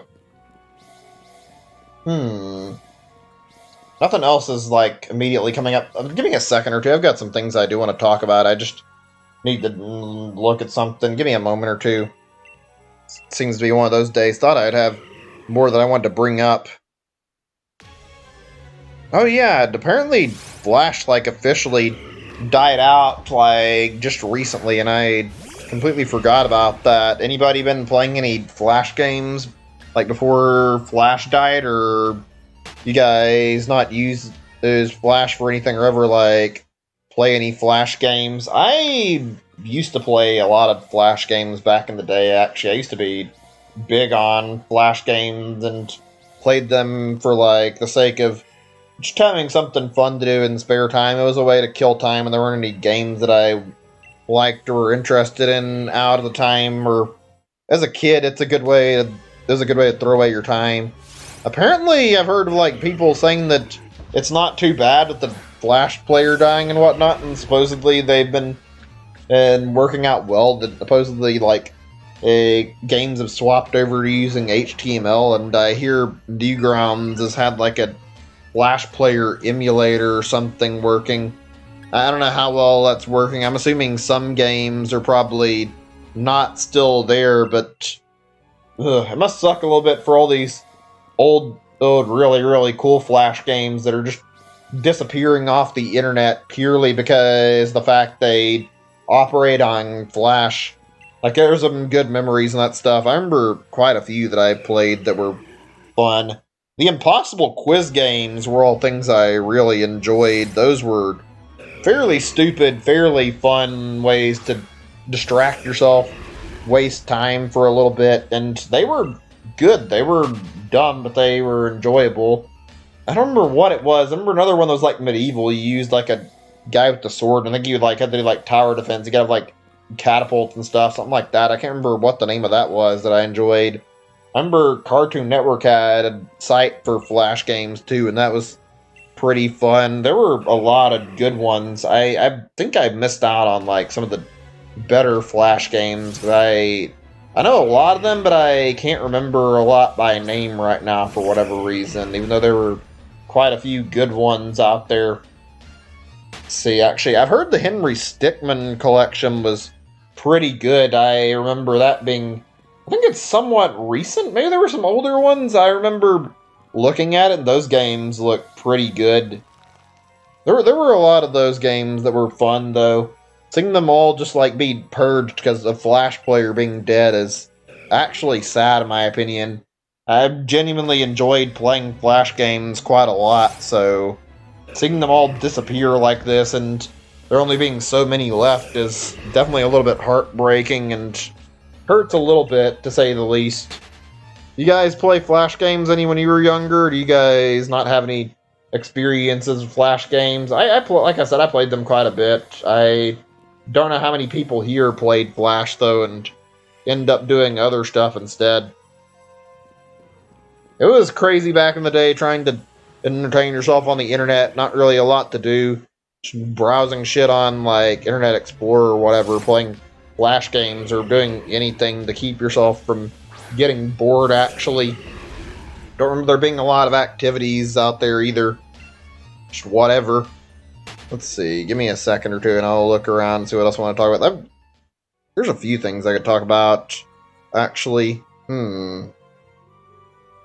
This is a different subject for a little bit. Okay, here's something that should be good.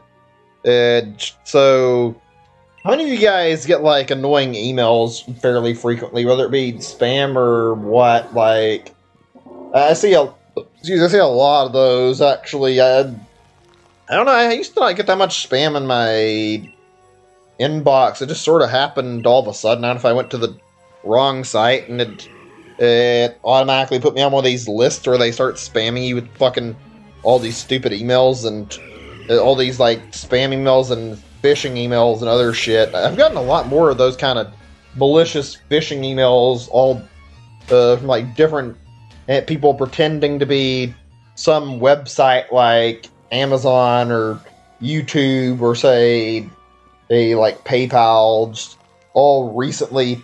Usually they're really easy to tell apart because they'll say shit like shipping order confirmation or whatever, like it's supposed to come from somewhere, and it's usually like really obvious to see see it's a fake.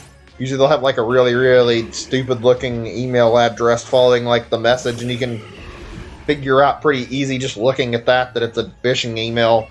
I've been getting them a lot more for some reason. I don't know why. Like, I would report them, but I don't actually know how to properly deal with that crap, so I've kind of just delegated moving it to my spam inbox. I don't actually have to look at it, and if any of them sneak by, then I just doom them to go straight to the spam instead of actually dealing with them.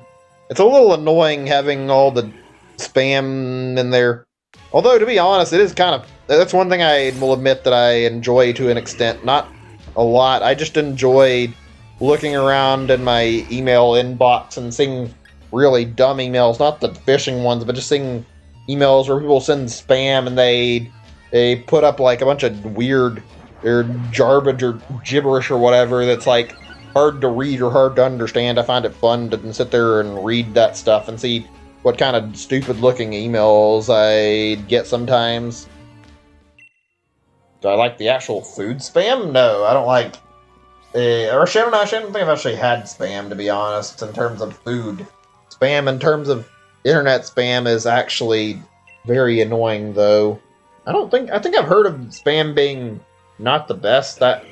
Isn't it just like a canned ham or whatever? I think it doesn't look like the worst food ever, but it doesn't look like it's anything super good, to be honest. I've seen what it looks like in terms of the packaging, but I've never actually eaten or actually like seen the food out of the can. I've just seen the images you see of it on like online when you search it to see what spam looks like. I've never had the stuff. It doesn't look terrible though. It looks okay, but it doesn't look like it'd be something I'd want to eat. Maybe it's okay. I don't know. Oh, hold on a second. Ugh, I almost dropped my controller. My fucking fingers are messing with me. And funny enough, I don't think it was the fact my fingers were hurting that caused that. I think I just had my controller in a really awkward position and I dropped it by accident. Ugh, fuck. Let's see. Okay, here's something that might be good for a little bit to, like, talk about. So, let's see if I can remember this. Yeah. What are some really, really weird viruses you guys have seen? Really, really bad ones, like some annoying ones. I think the worst one I've dealt with that I can remember is one from, let's see, what was it? I remember I got it on a computer a few years back, maybe it was like 5 or 6. I remember getting it by accident. I don't know how I got it exactly, but it was like a virus where it is downloading a bunch of shit onto the computer. It like kept downloading more and more programs on it. It was this crappy kind of, what is it called, adware or whatever, I'm not sure, maybe it wasn't the right word. It downloaded like a whole bunch of junk virus programs in addition to like the stuff that it had, all these programs, and it would keep downloading more and more and more, and it was annoying and a nuisance to deal with. It was not super like problematic. It didn't cause any serious issue that I can remember, but it was flooding the computer with like all these programs, and I remember cleaning up quite a bit of it, but finding the actual virus and getting rid of it was a fucking complete hassle and absolutely annoying. I've also seen some that aren't even my fault that I've seen on some computers. Like my grandmother uses her computer for like Facebook and email and whatnot and some stuff like that, and I don't think she actually is super careful about how she browses the internet, and I remember she got some sort of ransomware on her computer and could not figure out how to get rid of it. It like had a thing trying to call demanding credit card details, and I think thankfully she didn't fall for it, but we had to like warn her not to actually do anything with it. It was pretty bad seeing that shit on the computer screen. Blocked off the computer, making it unusable because of it. There are some nasty computer viruses out there. I remember quite a few bad ones. I've definitely had some that I've downloaded from just not being careful about my internet usage and I can't remember like all of my experiences with virus because there's a whole bunch that I've dealt with over time, but yeah, they're not pleasant to say the least. No chat activity, is everything okay? I'm surprised there's nobody in the chat talking any. Not that it bothers me any, but I'm just surprised there's nothing going on here. Thought there'd be at least a little bit of chat activity. Also, I'm not looking forward to how this shiny hunt is going. We're very, very close to surpassing where Regice was, and not getting a shiny yet. I really want the shiny hunt to end today, but I don't think it's going to. I don't know why the chat's just died in terms of like actual activity, but whatever. Not really bothering me that much. Just, yeah, it'd be nice if there was a little more messaging going on and a little more activity in the chat. Whatever, though. I don't know if I remember any other virus problems I've had right away. There were some bad ones. I always do stuff like slow down your computer. There's some that are harmless, but I haven't seen too many of those kind of things. Kind of antivirus do you guys use? I have, I think, what is it called again? Remember, Malwarebytes. I've had that for a while. It works out well enough. It does its job. I haven't had any serious computer problems pop up, but I do have a plethora of issues that are just stuff you'd see on Windows 10 that's annoying to deal with, and as a result, it's not been the most pleasant experience browsing the internet. So, yeah, I've got to say Windows 10 is not a good operating system in my opinion. I don't know, I've had a lot of problems with, like, issues that have crashing sometimes, or just, like fucking volume issues, or general issues where there's stupid crap popping up on Windows 10. Certain problems that you wouldn't see on other operating systems. It's not fun using it. I could talk about the whole computer or operating systems thing for quite a bit, because there's some pretty good stuff to talk about regarding that. So, yeah, give me a second, actually, before we continue. I need a moment or two. Okay, let me get back in here, and we can continue talking and talk about whatever. If you guys have things you want to bring up, you're more than welcome to, by the way. I don't mind just trying to make small talk for a little while, all I can, thinking of stuff I want to talk about. Here's another thing that'll be good. What kind of shows do you guys like to watch? If you watch any TV at all, or any stuff online that, like, anything good that you've watched you don't hear about any? I put a few down for some of the stuff that I thought would be good. Reality shows or something that I have seen quite a few times. I don't watch them. I don't really care for them, to be frank. They don't seem bad, though. They're not really my cup of tea.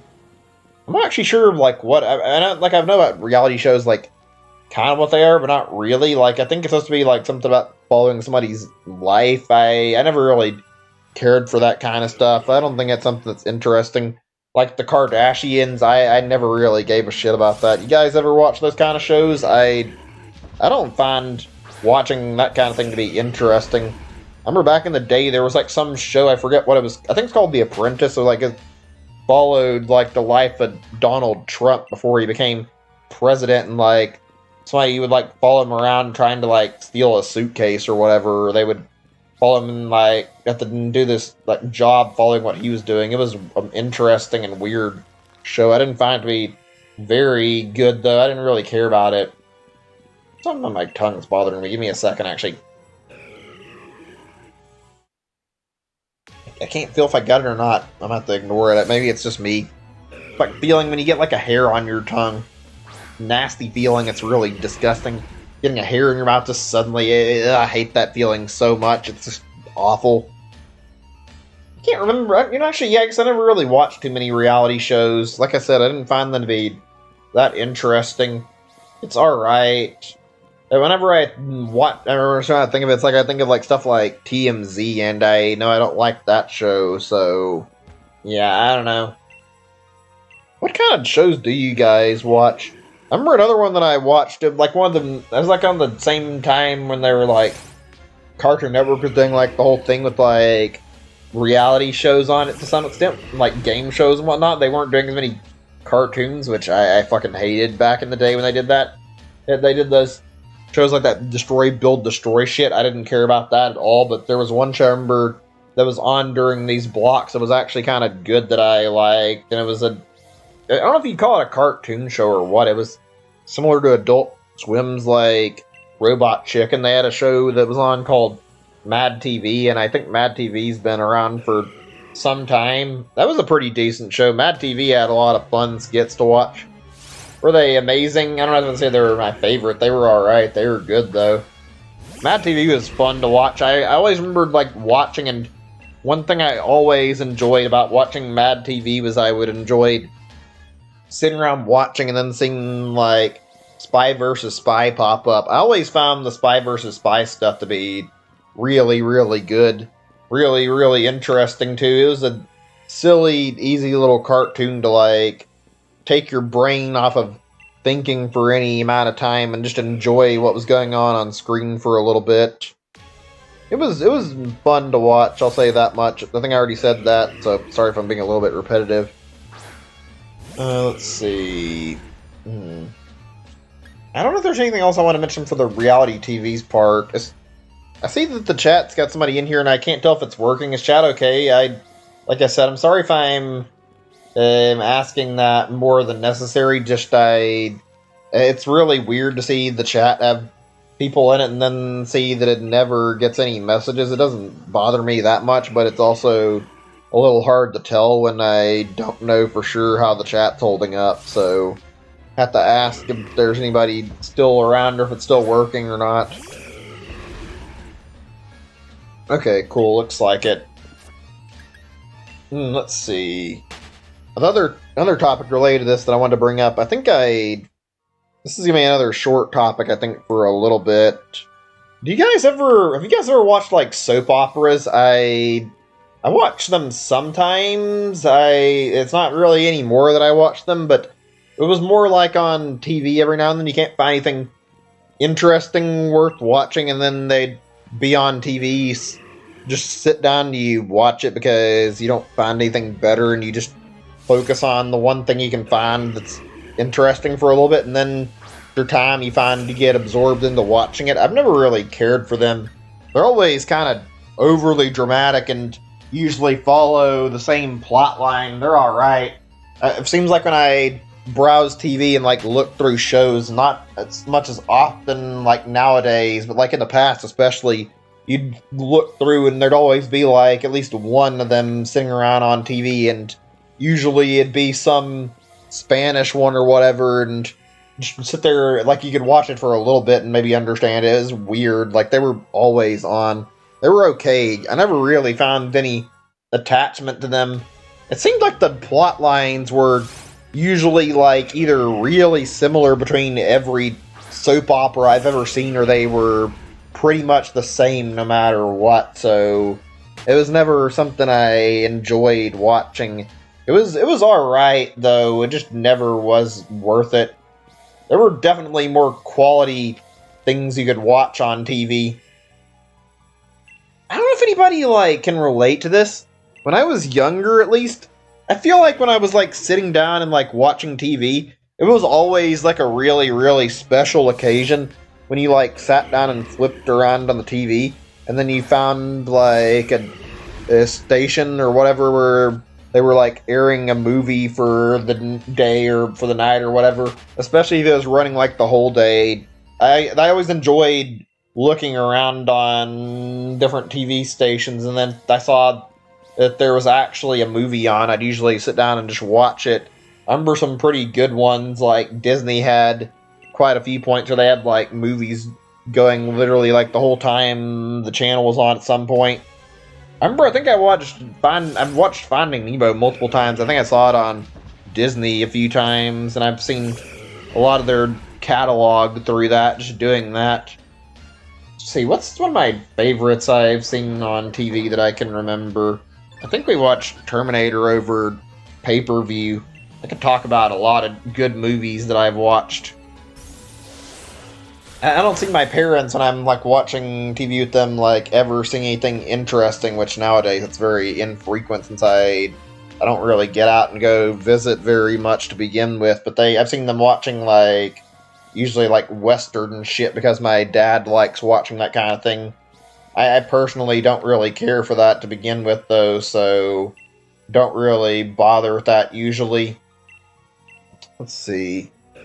I've seen quite a few that are like good in plotline, but none of them that I remember the name of. I don't think it was on TV. I remember seeing The Ring when I was a kid. That was a bit of a scarring experience to an extent. That movie was creepy as hell and not something I enjoyed. It was really disturbing. The whole thing where you watch the video and you die 7 days later. It was just a really, really weird plot line. Apparently The Ring 2 was a lot less scary and was actually like more of a comedy movie almost. I think they made a third one actually. I'm curious. Let me see what Google says about this. Like I've not heard. I don't remember for sure if they did. Damn, this isn't what I was looking for. I tried to search it. Maybe if I look it up. The Ring. Yeah, there's actually another one. I'm surprised they made another Ring movie. I thought they were done with those. It just seems like a really, really plain and kind of not that great movie trilogy. I don't know how the second movie ended up. I don't know if I'd be as scared watching it now as I was when I was a kid either. I don't really care for horror movies in general though. I never really watched any. I've heard of some that are pretty decent. Like I hear the It movie is like genuinely creepy and it looked creepy. I don't even have anything against clowns, but I've got to be honest, looking at that fucking demonic clown thing from It actually creeps me out quite a bit. Oh, I remembered actually, this is something I saw like a year or two ago, and this is definitely on the slightly disturbing side, but I found something it's not a movie, but I saw like a documentary that really was interesting and kept me on the edge of my seat the whole time I was watching. I found like a thing watching through a Twitch channel that I think I mentioned on the stream before, and it was, I don't remember the exact name of the movie. Like I remember it was like a documentary about these two people. There was a couple and they were researching like a murder case or whatever. The serial killer who was like killing people, and they tried to get in contact with them, and apparently they got like a meeting set up with them where they were planning to do an interview, and their whole lives basically I think they were like vloggers or whatever or something, because they're constantly like filming shit on their camera, like throughout the entirety of the movie they were documenting stuff and like doing this, and then you see them like going on a road trip to meet this guy, and this is an interesting point and something that's worth noting. They hired like somebody to come with them and help with their filming, which is something that should already sound off like already like some sort of bell in your head. Something might not be right. I mean, maybe it wouldn't be a big deal, but weird they would need to suddenly get help for their trip all of a sudden. And like the guy asks like some really, really strange questions over the time they're like going about this like trip. He asks about like they do tell him about the fact they're like going to meet some murderer, and the guy like asks questions about it, and they like it was like I think they went over like something about like a murder case a long time ago about like some person who actually got involved with like several murder cases, and I think they got caught by cops, but they ended up like escaping, and they like discussed like how this happened, and this guy was like asking questions like regarding that and like relating to this, which just the fact that there was somebody else that was tagging along wasn't already suspicious. The fact this guy is asking questions related to a murder case and like showing a huge amount of interest in like these cases should be sounding off something isn't right.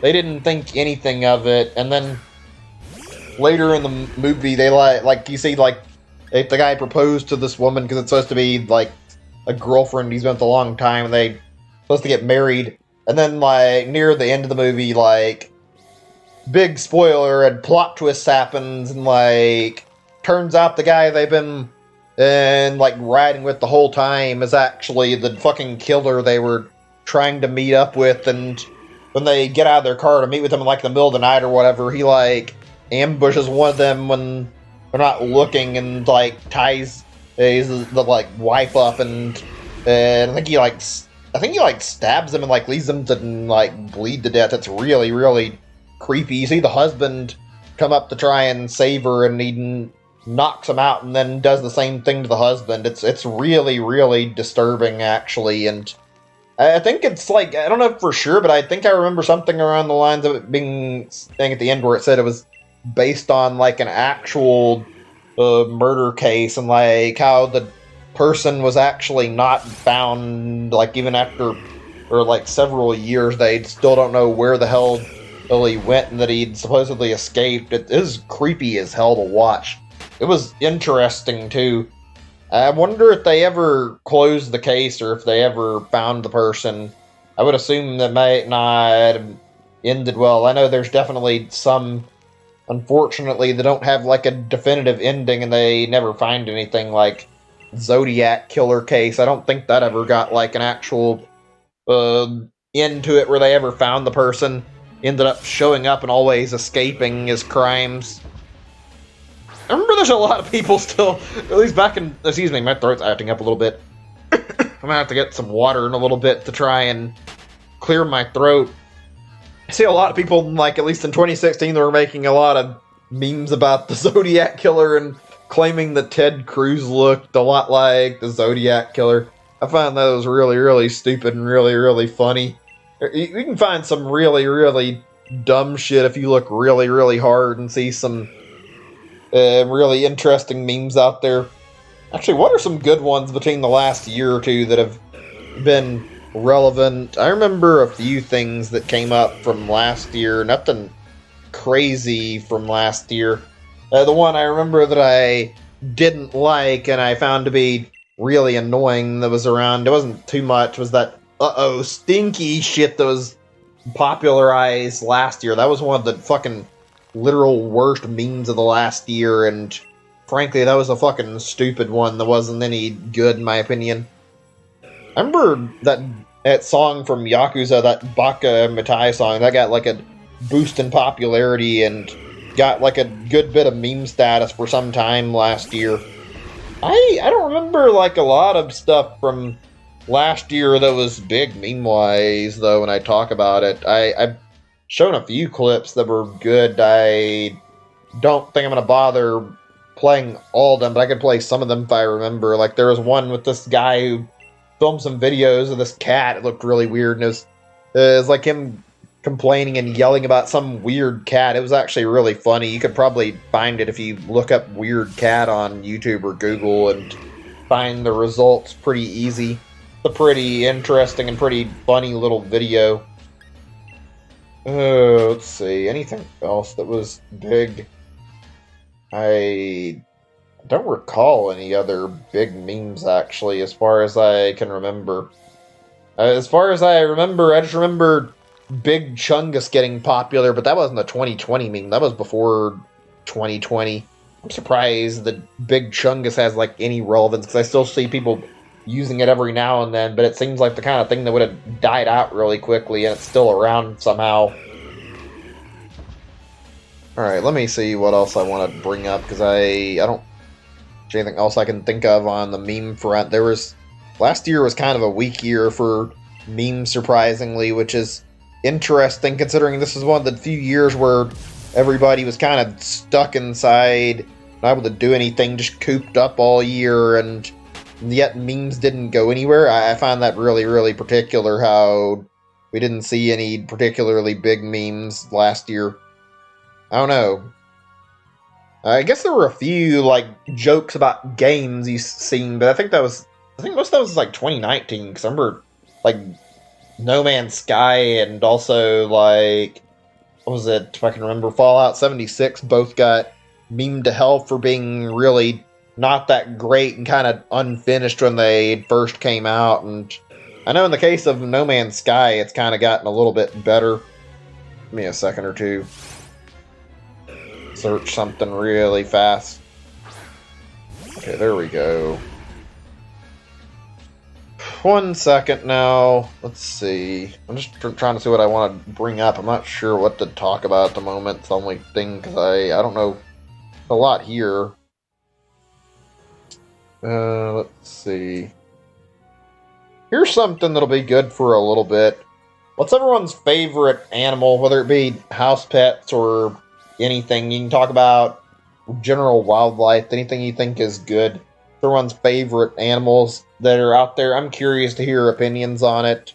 I was going to talk mostly about wildlife because I've already talked about pets quite a bit, but I don't mind discussing pets any more than I already have. It's a decent topic. Let's see, though. Good wildlife that's pretty interesting. I found the platypus to be very interesting because it's such an odd-looking creature, and there's a lot of things about it, like the fact that it lays eggs, despite being a mammal. It's poisonous. It looks like a mix of a duck and a beaver. Kind of hard not to think the platypus is weird-looking, so I'd say finding that odd to be... Shouldn't find that odd wouldn't be that surprising. I think that's a strange one. Hi there, welcome to the stream. Kerminja? I don't know if I've seen your name here. Welcome to the stream either way. Cats. Cats are alright. I've raised cats tried to raise cats a few times, and I've had a great experience, unfortunately. I ended up giving them away after some time. I don't want to talk about how it went, so I'm not going to say anything more about it. It was just not a very good thing for me. I think it's because I've had too much time around dogs and I didn't know how to adjust the cats. One of the ones I was attempting to raise was like very wild and kind of on the really mean side, and I think that didn't really help when I tried again with the second cat, because I think I waited too little. I like cats, I just have not the best track record of trying to raise them. I do think they're good animals, and I've had some good experiences with cats, so I still think they're awesome, but I've had not the best pet experiences with them, unfortunately. Maybe I'll try again one day if I get in a relationship. I don't want to try again alone at the cat, though. I would rather not risk it. I feel like I don't know what I'm doing with cats. Let's see. Dogs are always great. I like dogs. The dogs are very, very friendly and very, very gentle. Also, dogs, they'll be with you all the time, and they care about you. You can always tell a dog is there for you. Dogs will sit there and cuddle up to you easy. They'll try to comfort you when you're feeling bad. It's nice to have the company of a dog, and it feels really, really good. They like to play. Be really, really fun. And also, walking with them is nice. Dogs, it feels like you can get a lot of different types of bonding out of dogs. Even just, like, messing around, seeing your dog act silly and, like, enjoy itself can be somewhat enjoyable to me. I don't know why. I just enjoy that. Plus, it's very hard to hate a creature that's filled with love and just wants to be your friend. Also, they are very easy to teach tricks to, it seems like, so it's kind of nice to sit down and train a dog and see what kind of cool tricks you can teach them. I don't know if I could ever do any type of, like, dog show, personally. I don't think I've got the skill for it, but trying to do that would be fun. It wasn't for the fact that it took a while to get used to training them. I don't know. I just don't know if I would ever want to try that kind of thing. Dogs are good, though. They're very good. They're great.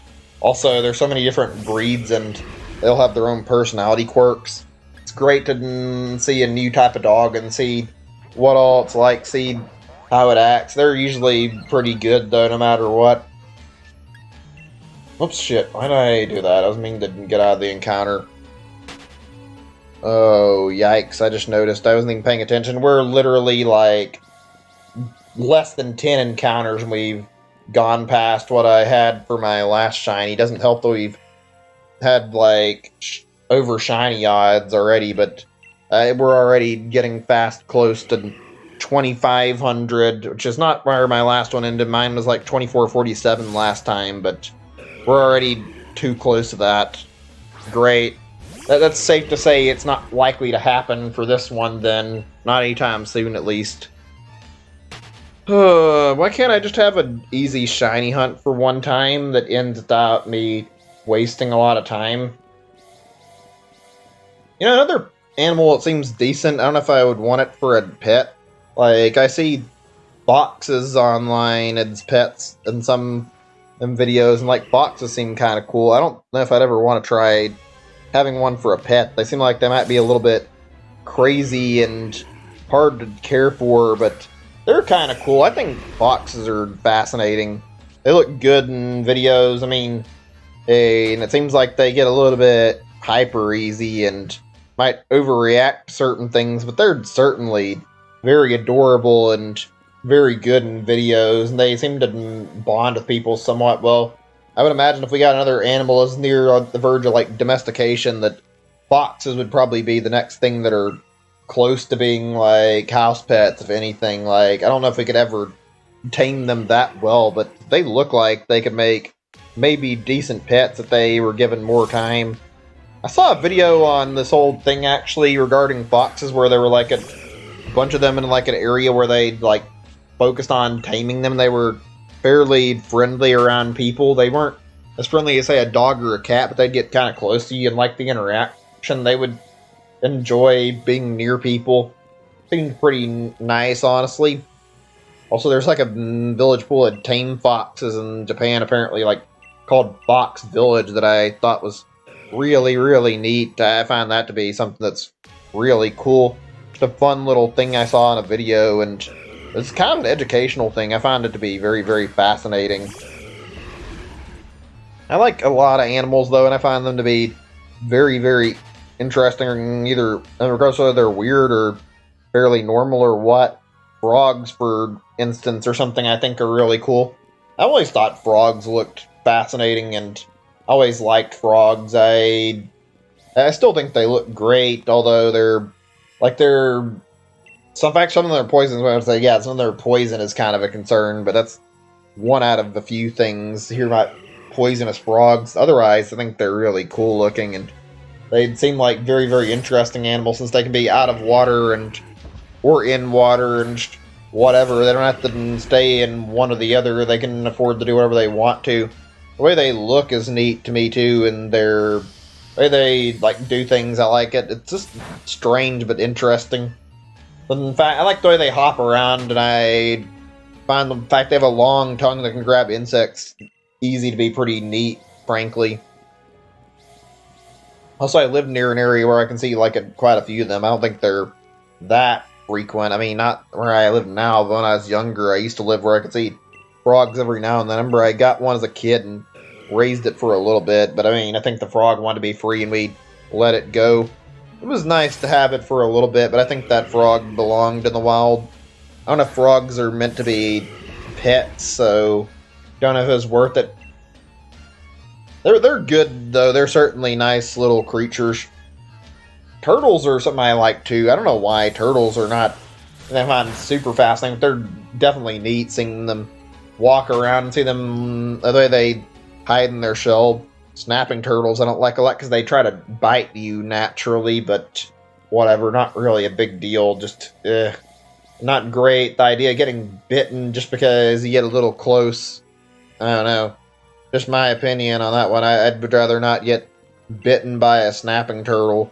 Seems like it would be kind of painful, to be honest, so I'd rather not have to deal with that. I do even think they're neat, though. Also, if you watch a video with, like, sea turtles or whatever, you can see them, like, scurry into the water, like, really quickly, and by God, it's something when you see a turtle fucking and start running and, like, scuttle off in a hurry. That doesn't happen very often, but the fact they can actually run is something I find to be...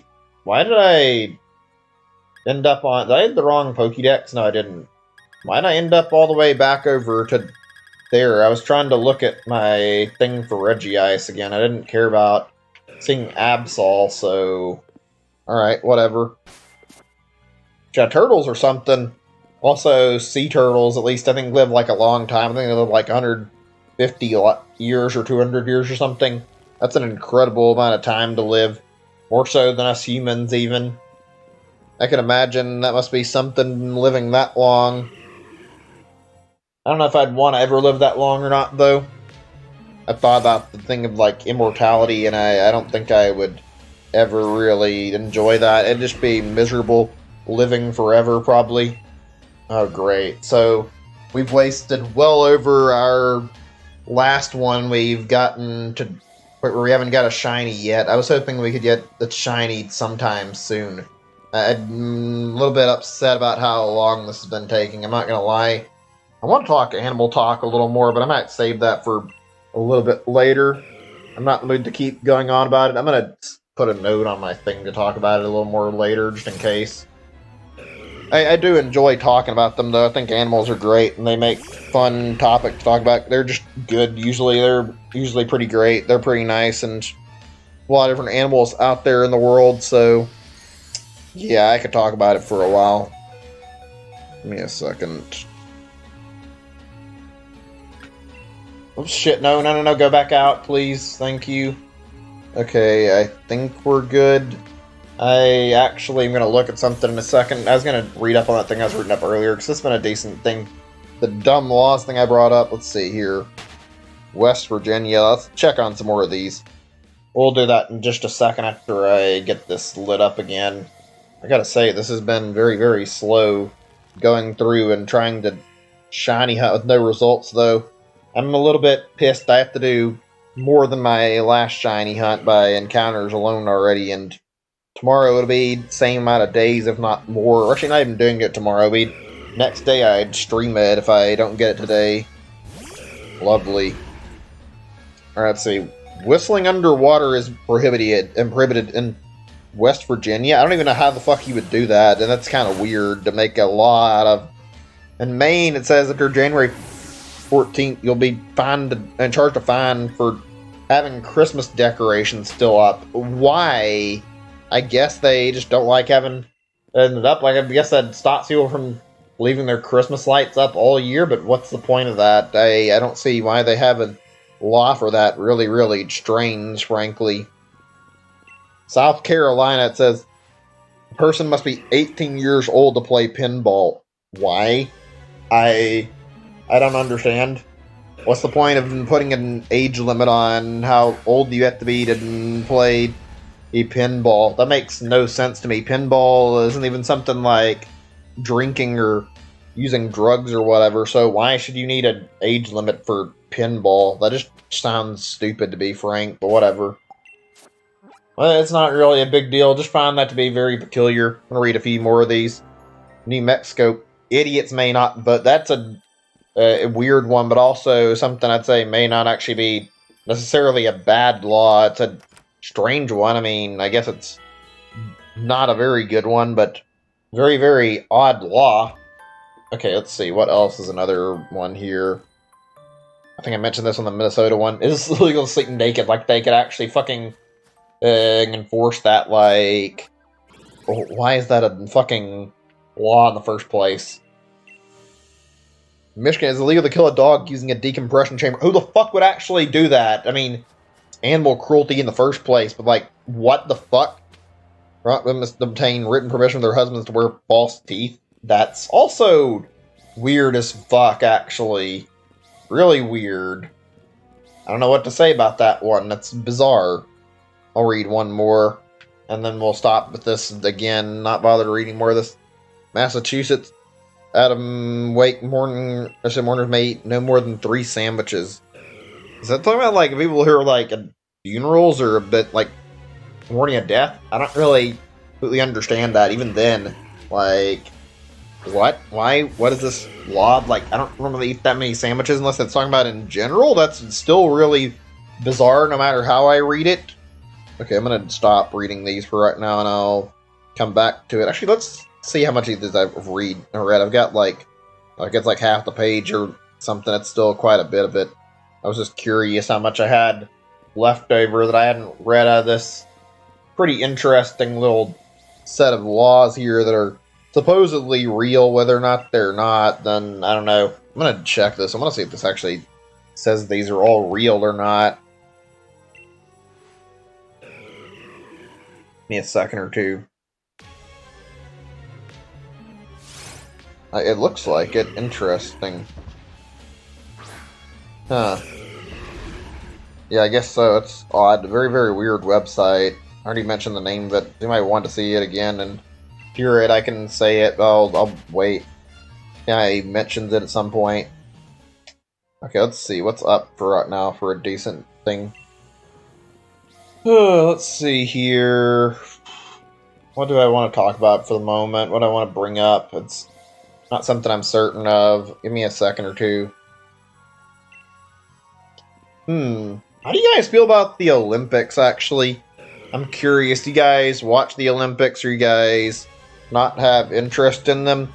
You guys ever wanted to compete in the Olympics, or you guys not competitive for anything? I personally don't really get too involved in competitions of any type, and I don't care about them too much. I mean, the Olympics are a little more than just a competition, though. They're very big, like the biggest sporting event, like, of all. It seems like they always show up like once every 4 years. I know last year's Olympics had to be postponed because of coronavirus, so there's that.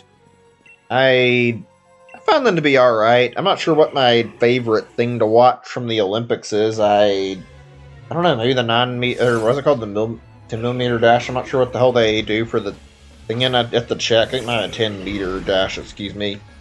The ones that involve running are alright. They're not my favorites. They're okay, though. Maybe could be a little more interesting in that regard than just that, though. I don't know. Let's see. That's one that I enjoyed. The whole swimming thing was another interesting one. It's like Michael Phelps that one year winning like all those Olympic gold medals and setting like a world record. That was pretty exciting to watch. I enjoyed that quite a bit. The jumping one looks okay too, like pole vault or whatever. And there's like ice skating, all sorts of different things. There's a lot of categories for it. It's a very, very interesting thing. I'm not sure what my favorite would be. It's always a thing that I find that I like to watch to a fair extent compared to like football or baseball, basketball, whatever. I find those to be not as exciting. The Olympics are something that are usually interesting, though. Once every 4 years, after all, so it's a special occasion that doesn't always happen to be around, so nice to treasure the time and get to watch it a little bit. Also, I really hope this shiny hunt ends soon. The fact I've already gone well over the last one, the fact that I'm not near done after 2,500 makes me a little scared this shiny hunt might go on for too long. I hope we can finish this today. I really, really do. Ugh. We could discuss sports, actually, regarding the Olympic, but whatever. I don't feel like I want to. I wonder how they got started. I think it was like a Greek thing back in the day. I never really... like I said, I don't know my... Sorry, I meant to say, I don't know my history on that thing too much. The Olympics are pretty cool, though. Give me a second or two, actually, before I continue. Hi there, welcome to the stream again. Just sitting here talking about whatever. We've been talking about a few things. Let's see. Here's another thing that ought to be good for a little bit. How do you guys feel on console preferences, actually?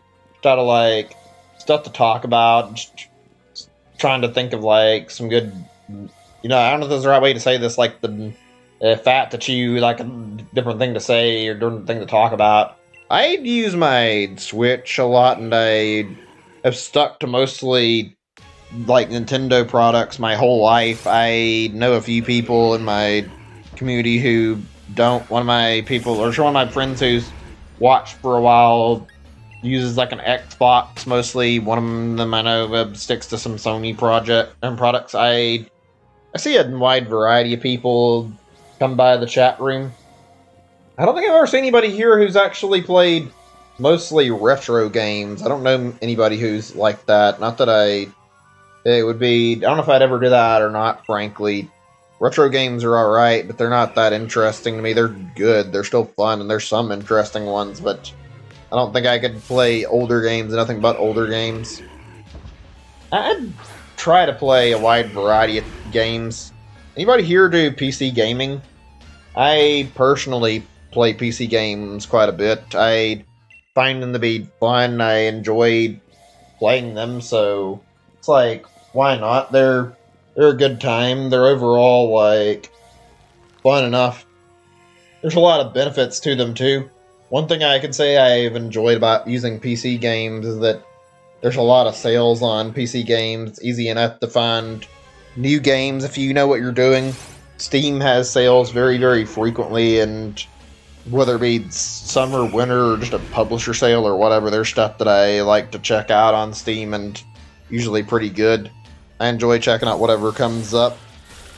I remember I had like a discussion about this before, people and talking about like whether or not consoles will be around, like people arguing whether or not there'd be consoles in like the next, I don't know, say 10 years or whatever, if it'd be all PC games. I don't see consoles fading out like some people do.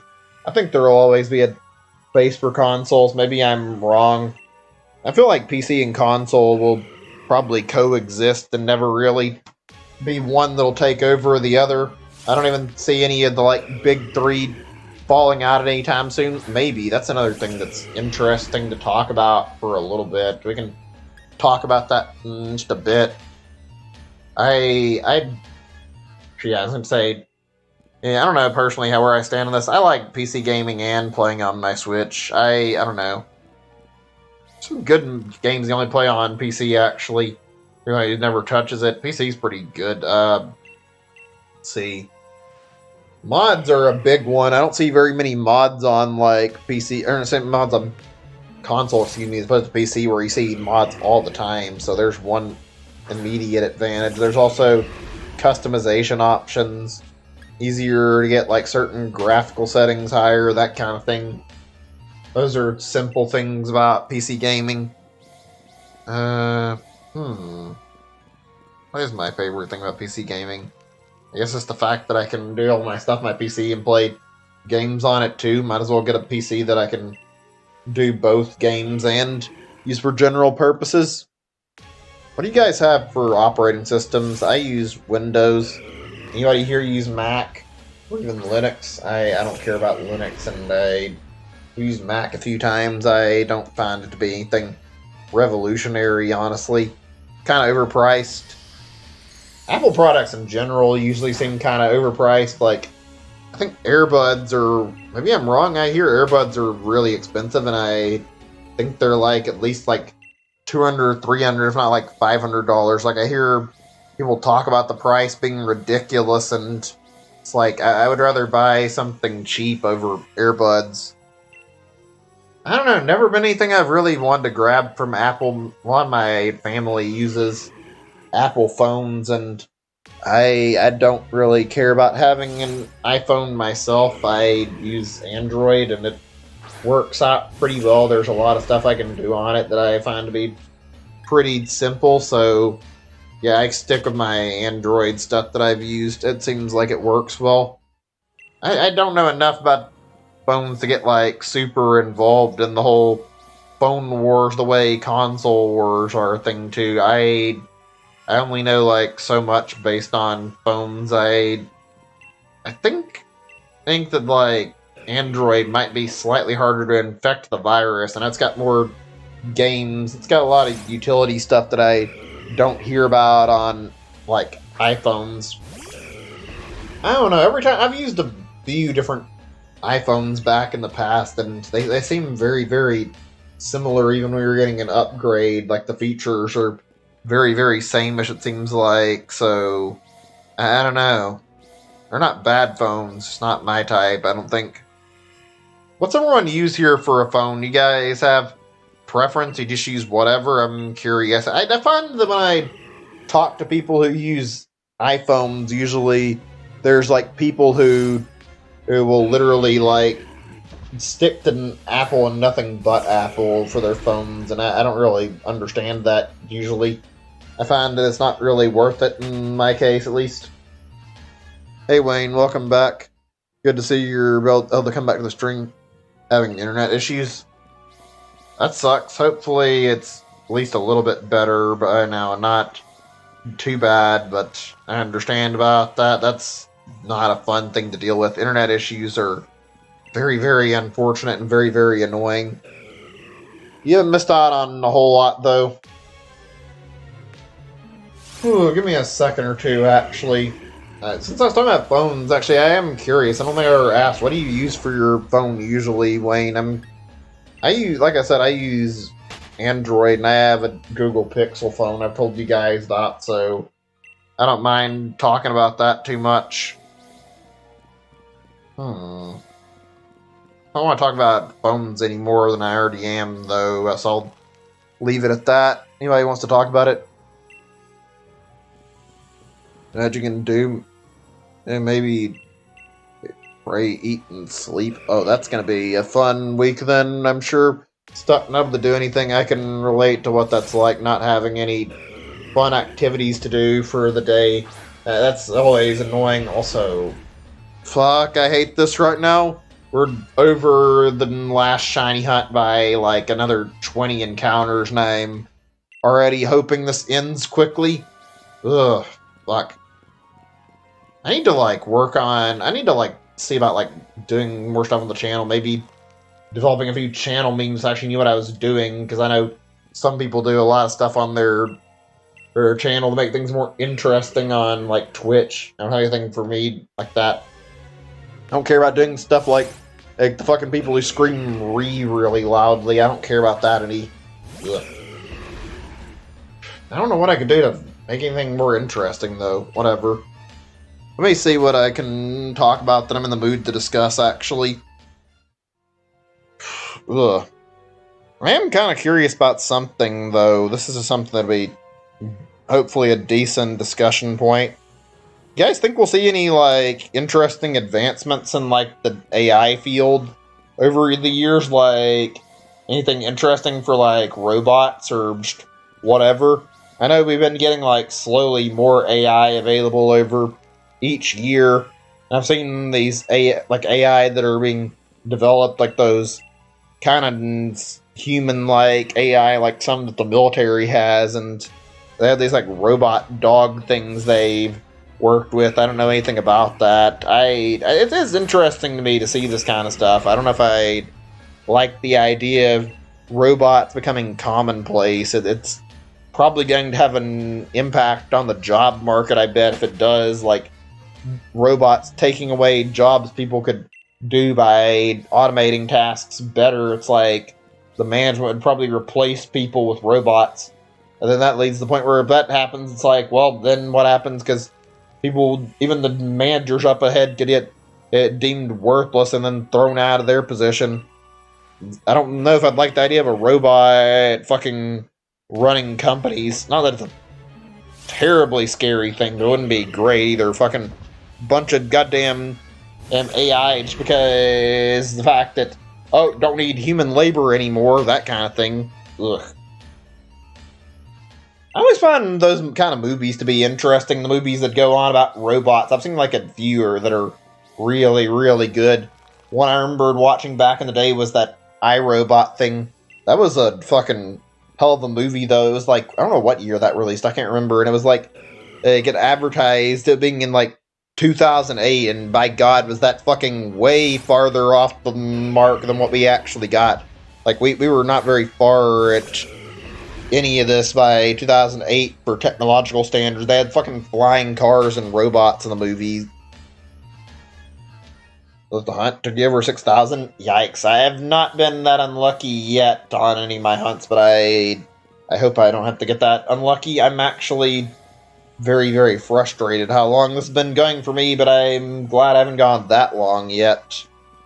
That's rough, though. That's over odds for shiny charm, and I've got a shiny charm, and I would pray none of mine go that long.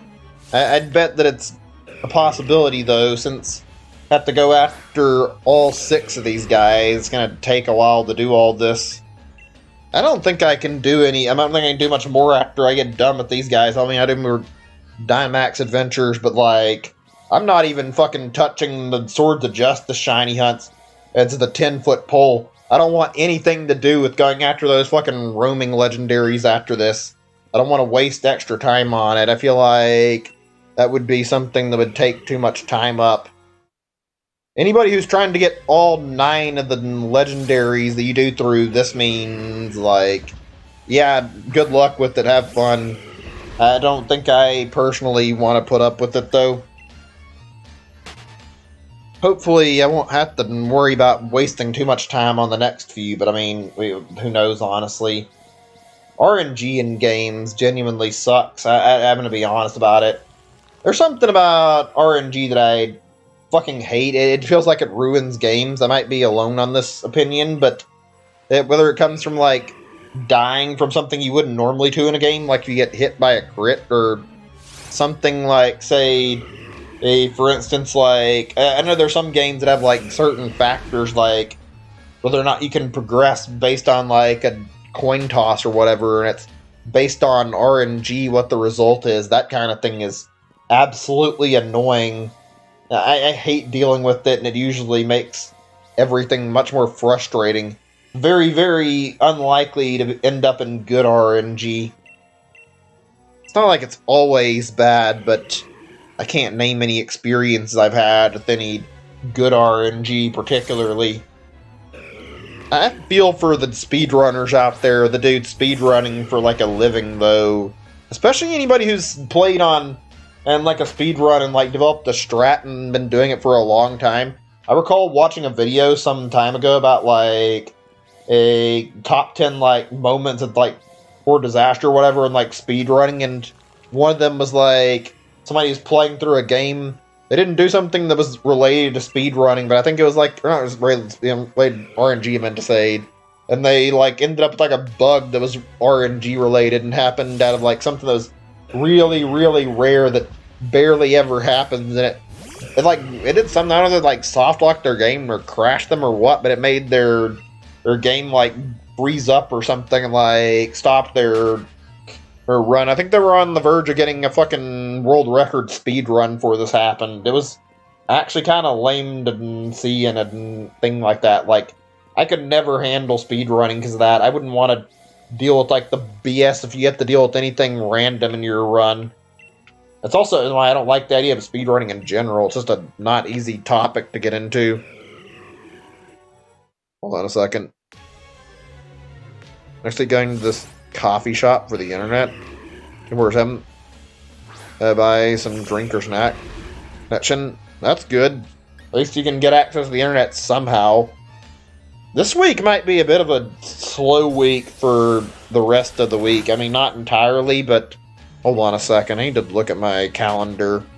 Tomorrow through Wednesday, there's definitely not going to be any streams because of the fact I'm going to have a kind of busy schedule, and I don't think I can afford to do any streaming. I don't want to, and I'm going to be out getting my new cell phone. God knows how long I'm going to be stuck waiting in Verizon Wireless to get it done, so it could be a while. I'm not going to bother. There's nothing on Tuesday, but I have a therapy appointment on, like, Wednesday, and I don't want to try to stream around that time, and I'm not sure if I can make time to stream, so I'm not going to bother on then. And for Tuesday, it's like, yeah, I'm going to take a little bit of a resting point. I've been doing this a lot, and I think I would like to actually give myself a breather so that until Thursday, I can come back and hopefully feel refreshed and ready for streaming again. By that point, maybe I'll feel like I can actually talk and feel like I'm feeling a little better about, like, how this whole situation's gone over, because I know I need to have a little bit of a break, actually.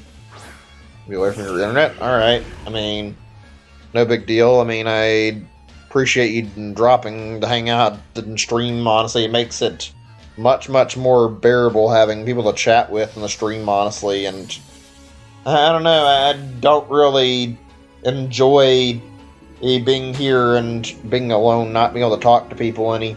Feels like it's a very, very lame, unfortunate circumstance without anything interesting going on. Ugh, fuck. Let's see. I'm thinking here. I guess we can talk about speedrunning some more. I talked about it a little bit on the stream. Anybody here like actually attempted speedrunning before? I've talked about it a few times. I've tried it with some games. I've thought of even doing some streams for speedrunning. I don't know if you guys would be interested in it. I've put in like quite a few speedrun attempts at New Super Mario Bros. U. Tried to do a little bit of stuff on Pikmin before, and I've never really been able to get very far. I remember, like, I've seen like a lot of speedruns on mostly older games, but just in general, a lot of it seems to rely on glitches trying to get you through the game and try to get done faster, so that's something I don't exactly mind, but I don't know if I'd want to learn that for a speed run. I know the Ocarina of Time world record or whatever is like you can glitch yourself like straight to the ending of the game. That's not something I find to be too interesting for a speed run, though. Breath of the Wild is pretty neat for speed running, but it's also fucking ridiculously hard.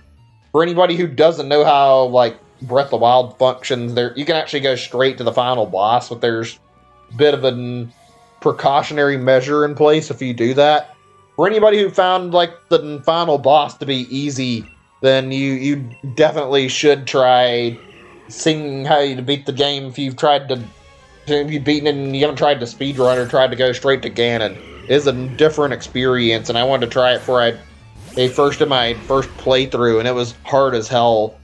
I think it's actually close to impossible on Master Mode, but I'm not actually sure. Like, if you fight on there, the boss health regenerates, and basically if you go to the Ganon fight, you have to fight all the main bosses from the main campaign like in order before you can reach the final fight against Calamity Ganon. It is absolutely a fucking nightmare to get all the way to the ending fight there, and I remember I tried it quite a bit and could never really get it until like way later after taking a lot of precautionaries. I never really properly did the speed run because I wasn't actually too good at it. I wanted to, just very, very difficult. Seems like an alright thing to do. In normal mode, it's okay. Master mode, it's like borderline impossible. What would you guys say would be a good speed run for if you guys want to see something? Would you guys like to see Mario or Zelda or what? One I've wanted to practice, but I've never been able to get right is trying to do the backwards long jump in Mario 64. Every time I try, I end up not able to make it work right, and I can like make him jump backwards, but I can't get the actual part where I can get him to actually start like going up a staircase at like light speed like other people can. I've never been able to pull that off. Mario 64 seems like a pretty fun thing to start practicing speedrunning in. I don't know if it's the best. I wonder what the basic speedrun game is that most people would practice first, actually. I don't know, actually. Maybe Super Metroid? I don't know. I just have to think on that. I know there's some games out there that are literally made to speedrun. Maybe trying one of those would be cool. I'm thinking here, actually. I'm not sure how many games out there like have like this is the random thought, but like I wonder how many games out there that are made like have like a bit of like a point where the developers make it intentionally hard to speedrun. Like if you try to speedrun the game, it gets more difficult the more you keep doing it. I wonder how many games out there are like that. Like you played too fast and it's fucking challenging. That's something I wouldn't want to deal with in a game, honestly. Oh, here's another topic that I thought of that might not last any time, might be worth it for a little bit. What's the hardest game you guys ever played? Like, out of curiosity, what do you guys think would be your hardest video game you played? I just want to hear opinions on the matter, see what people think about that, and see what kind of topics people have to discuss regarding it. I'm not sure for my hardest, actually. Maybe Ninja Gaiden, I'm not sure. There's a lot of really hard games that are like older games. There's some too and more modern stuff, but all I hear about now is like fucking Dark Souls or whatever for hard games, and frankly, I don't know about that. Dark Souls is honestly talked about a little bit much to the point that it's not really that interesting when it comes up to hard games being discussed. I don't know, actually. Let's see. What have I played that's hard? I said Ninja Gaiden's bad. Mega Man's challenging as a series. It's not too bad in terms of difficulty. I like Mega Man. Mega Man has like a good blend where you can get by the game even if you're not super good at it with like continues, so I think it's worth it. Castlevania is very good, not being super challenging, so That's another one I could toss out there. Let's see if I can remember anything that's more modern. I've never done challenge runs either, for the record. Never really did much of the Nuzlocke or anything like that. Maybe a 3-heart run could be good at some point. Any good things that are like challenge runs for games that are worth trying? Like the whole Nuzlocke or maybe 3-heart run? I know Small Ant on Twitch does like a lot of these, and he does some interesting stuff. He's done like a bunch of Pokemon runs. Like one where, what was it called? Like only super effective moves hit or whatever. That was a pretty interesting little thing he did. I could imagine how hard that would be. Every Pokemon in Gen 3 has like Wonder Guard. For anybody who doesn't know, Wonder Guard prevents like anything that's not super effective from hitting. It's from Shedinja, and fairly interesting like ability. Very good for a challenge run. Very, very neat to watch the effects. Also, another one that's pretty good was like different at Pokemon every battle. He had to do like all of his team was like randomized every time he went into another battle. That was something that was pretty neat to watch. Let's see, do I remember any others? That one's just a freaking weird like idea for a run. Yeah, every time you go into a new battle, you don't know what your Pokemon are going to be. You don't know what your team will be. I don't know if the moves or anything stick or any of the stats or what, but it's always a new Pokemon no matter what. That's something I find to be interesting. I don't know what else he's done. I know there's like a shiny only thing where he had to catch shinies to progress. That was something I'd heard about. That's all I've heard about otherwise that I can remember, though. I've seen a lot of these runs where it's like people do like only just like one Pokemon. That must be hard, especially if you're not trying to evolve it. And Nuzlocke that would be probably impossible, though. I could only imagine. Challenge runs. I think I've tried a few in Mario Odyssey. That might be fun for a stream, actually. Try to see how good I can do at a game with the challenge run. See, doing a thing like maybe Mario Odyssey with it like no jumping or no coin collecting. Those are fun looking videos to check out. Like the no jumping one's very, very much something I would expect is not very easy, and yet it was proven to be possible. There's like so many different speedrun categories for that game. I'm kind of tempted to try one for myself. I don't know if I'd be able to pull it off, though. Mario Odyssey.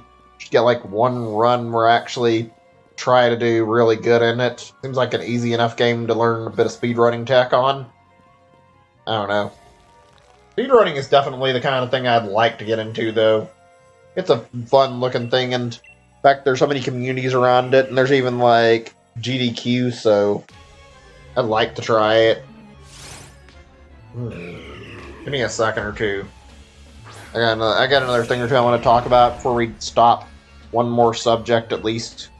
We'll do some more of that reading I was talking about earlier with that list of weird laws, actually, in a second. I want to see what else I can spot on there. Give me a second before we do that, though. Actually, how's our uptime doing in terms of stream? I wonder how long we've been going for. I'm curious. Let's see what it says. Can I look?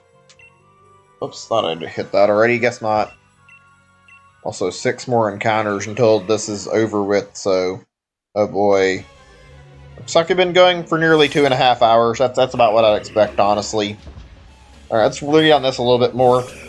Connecticut, it is illegal to dispose of used razor blades. What are you supposed to do with them then? What? That's stupid. Hawaii, coins are not allowed to be placed in one's ears. Okay, that's still bizarre, but not bad necessarily. That's probably general safety law, I guess. I guess there's people who put coins in their ears there, which is still a strange thing to do. Arkansas, what is this one? Arkansas river rise no higher than to Main Street Bridge in Little Rock. That doesn't even sound like a law, actually. Crime to share your Netflix password. Don't know why that's a law. Probably not a big deal. Weird. Utah, it is legal to not drink milk. What? That's bizarre. Alaska is considered to fly moose out of a moving airplane. What? I'm starting to wonder if these are all real. I'm going to look these up later and check.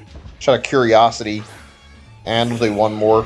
Maryland. Thistles may not grow in one's yard.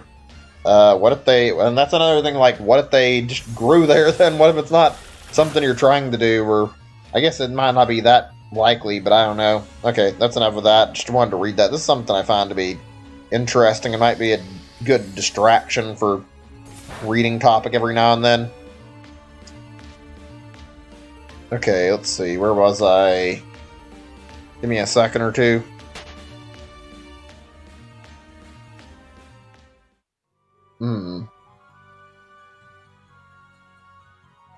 Thought I had some on here I was going to mention, or I thought that I already brought up. Maybe not. Okay, we'll talk about whatever and talk about some other stuff. I'm just curious about this. I'm curious, how many people here have used and, like, grown up with, like, landline phones?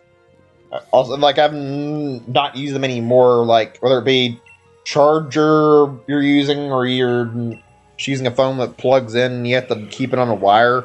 It's amazing how much our technology has evolved. I remember, like, a lot of times going on calls when I was younger and wasting time talking on the phone. Being tethered down to a cord was not a fun feeling, sitting there all the time using the phone like that. Hi there, welcome to the stream, but I'm not here to trade any, sorry, that's not really something I do. I'm not interested in trading, so no can do. I have to find somebody else for that, and apologize, just not something I just don't have any interest in trading, that's all. Anyway, like I was saying, I used to do like a lot of landline calls like that. I remember when we got our first like wireless phone. It was a very, very good experience. Having to use a phone, having it stuck like tethered to the wall all day was very annoying. Unfortunately, some of the wireless phones were a little annoying because they like had charging issues, and that was a bit the problem working on. Somehow the phone got stuck missing a few times too, which was that was not fun. It's crazy to think like today's technology has improved so much that we've got like such easy to use phones, or we can carry our cell phones wherever and don't have to use landline anymore, and now we can just rely on our cell phone at any point we need it. Although there's definitely some issues like fucking phones dying easy, or battery problems, or say, let's see, what else is there that I can think of? Sometimes they're just out of service or stuff like that. I do appreciate cell phones, though, very much a thing that I use in my everyday life. Definitely a huge blessing. I think that's all I gotta say on that one. I'm not really sure. I mean, I gotta say, using phones back in the day was different, though. I remember when I discovered, like, Skype having phone calls you could do for the first time. That was a weird experience. Actually, it was weird to, like, bring up this stuff and talk about it, but, like, it was, like, even outside of, like, normal phone usage, it was something to see, like, video calls and stuff like Skype and see stuff get, like, evolved from that point. I remember as a kid and I stumbled onto this stuff, there was, like, a world of difference and kind of magical seeing, like, all the stuff that I had never seen before. Also, oh boy, last encounter of the night. Is it going to be shiny? Looks like it's a no. Of course, we've wasted all this time and we still haven't gotten anywhere with the shiny hunt. I'm not even surprised. I hate how slow this has gone, but okay, whatever.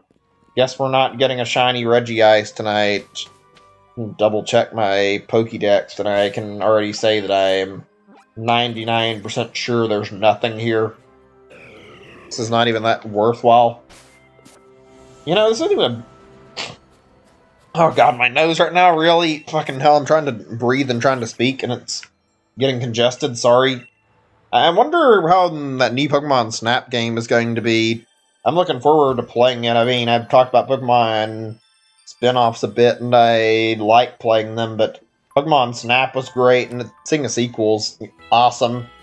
I've heard some people want to see, like, shiny Pokemon in it. I don't really know why you'd want to have the option to have a picture of a shiny Pokemon, a spin-off like that, I guess it'd be kind of cool, but I find the idea of putting shinies in there to be unnecessary. I'd rather they just focus on making a bigger game, but they could do even twice the length of the original Pokemon Snap. That'd be significantly a big improvement, but I don't think they will. How long was the first one? I have to check that. Like, maybe it was 2 to 3 hours, maybe more. They could make something that's like 10 hours in length. That'd be actually a good improvement over, like, the original one. Hopefully it'll be good. Hopefully they'll have a lot of Pokemon in this one. Anyway, I am going to have to stop here. I don't want to do a very long stream. I've been trying to keep these somewhat short, so we'll end here. Anyway, I hope you guys enjoyed the stream, and I hope you all have a great day or night. I'm calling it here. Thanks for watching. See you guys on probably Thursday. Bye, everybody.